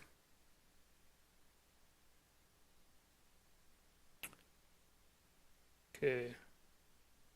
This was kind of a shocking figure to me, and that the county has 59 dams, and only 16 of the dams, though, have more than 10 acre-feet of depth and that of normal storage capacity. And the county, and that has ownership or shared ownership in 11 of the dams. And a lot of them are over in the Glenwood area, and then we do have a shared interest in the Lake Malibu Lower Power Dam.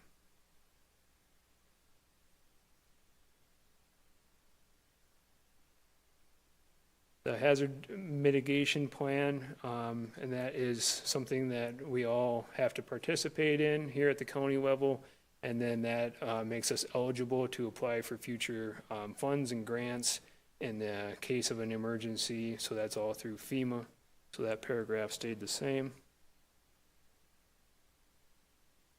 And then we get into the goals and objectives, so we're almost done with this chapter. These goals have stayed the same, but they're very on point. I won't go through each one of them because there's several, and then there's several policies as well. So if you want to review them when you have time, and if you got any questions, you can definitely, or suggestions, send them over. But it basically addresses all the issues that are up in the other part of the chapter and the findings and the issues at the beginning. Jason, Yeah. just looking over at the dams information you have, Yep. do you, are you incorporating in like the power dams too? Because there's like one in the town of Star Prairie and one in the town of Somerset.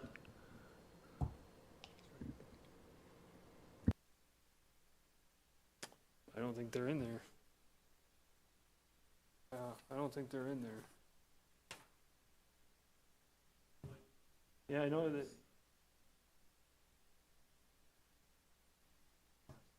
Yep, I know which one you're talking about there. What other one did you mention?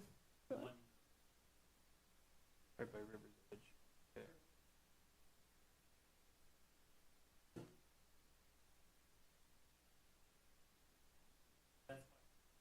Yeah, I think the one by Somerset there is.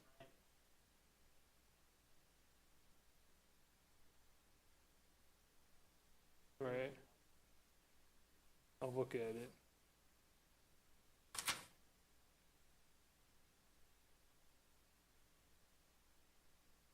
Yeah, they'd still be part of the all hazard mitigation plan though, They would. because those are the larger dams compared to most of Yep. those, so, yeah.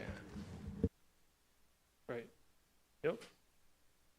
And then just to draw your attention to it, there's some survey results over here on the right-hand side. They're kind of interesting as you're going through the objectives and policies. So there's various ones.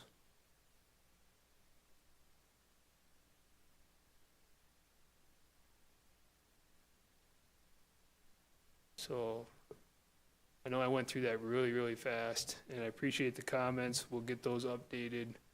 Is there any other comments that you have right now? Otherwise, you can definitely call or send them over. And we'll have plenty of opportunity to go back through these as well, so. Yeah, Supervisor Van Summeren. I just noticed, I happen to be looking at the Health and Human Services, there's others too, in the blue boxes where the county services is 77% ranked as excellent or good. Are these organizations ever challenged to raise that 77% to 80% or 90% or 95%? Or are we satisfied with 77%? And there's others also, I noticed that the percentage seems low to me, maybe because they've never been challenged to change.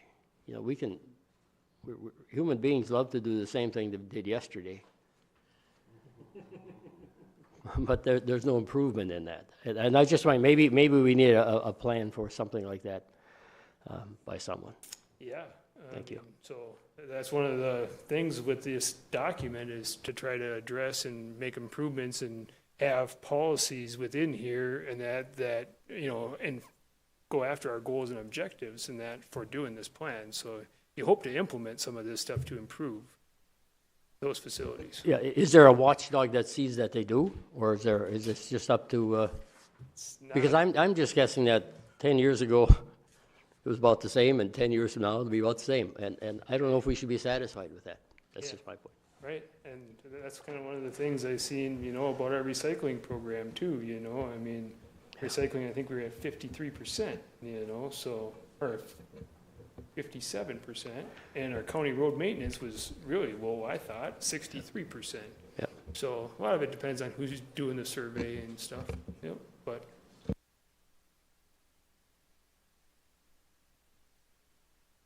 When you go back to packet page 98, which is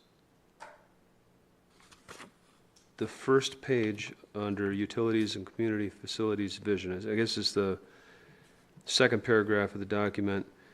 You have struck out a sentence that says the county has worked with municipalities to create a countywide bicycle path that is usable in many sections in all seasons.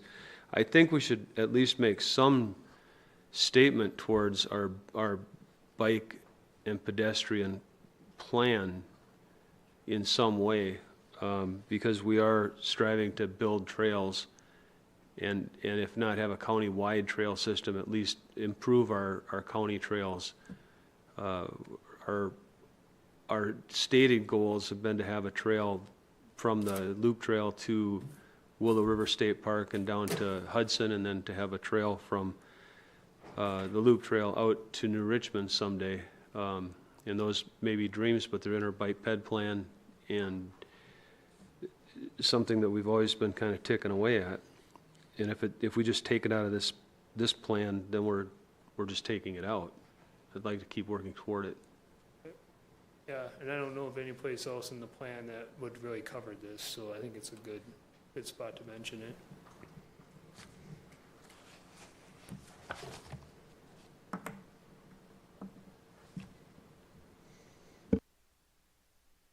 Any other thoughts? Are we wrapping her up? Yep, I'm ready to wrap it up. So, just, Yeah, one more. okay, Sorry, back to the dams again. There's actually 3 dams dealing with Cedar Lake. So there's the main lake dam, which is real close to the outlet where it comes into Cedar Creek. Little Falls Dam? And then there's another dam further down, kind of behind, there's actually 2. There's one right off of Old Mill Road where there's a pond there that, there's a dam that flows down and under the road back into the river. And there's also a second one from that pond that's off County Road H. The one off County Road H was just rebuilt like within the last 10 years. We dealt with 2 of those We dealt with one of those on Cedar Lake, and changed its hazard status about six or 7 months ago. Right, and that was Little Falls Dam. Right. Okay. Okay, so we're done with that chapter then. We'll take and make those amendments. We've got two chapters that we were going to talk about at your next CDC workshop on November 9th. That would be the transportation and the natural resources chapter. The transportation chapter has been reviewed by Robbie and Greg at Highway, and it has been before the transportation committee for their review actually on Monday. So that one, I don't know how much time you guys will want to spend on it, but we can hammer through it quick. And then natural resources will be ready. We're working with Tim Stieber and our land and water department for that. So that would be November. December is looking like economic development and housing chapters would be before you. So that would be at the December workshop and the 14th. And then January would be wrapping up the last two chapters that we haven't went over, cultural resources and intergovernmental cooperation. So that's January 11th.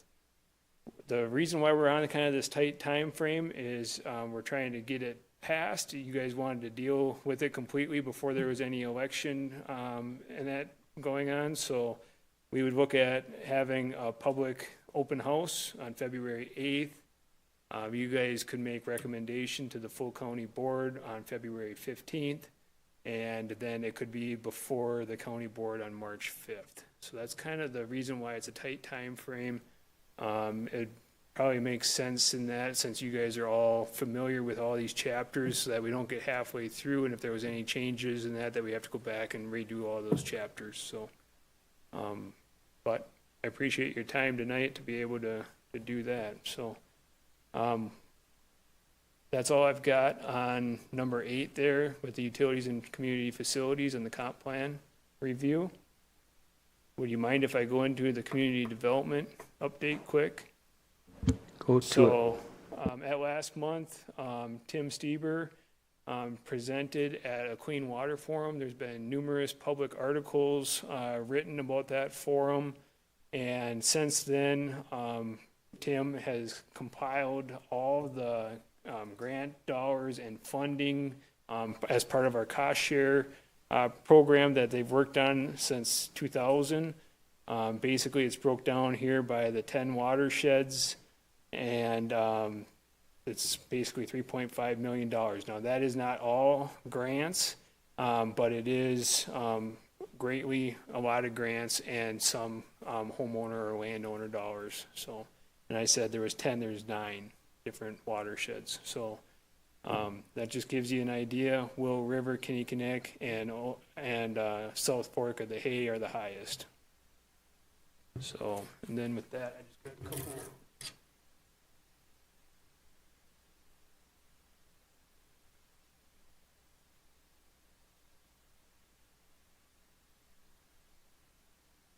Highway 35. Oh, keep me in line.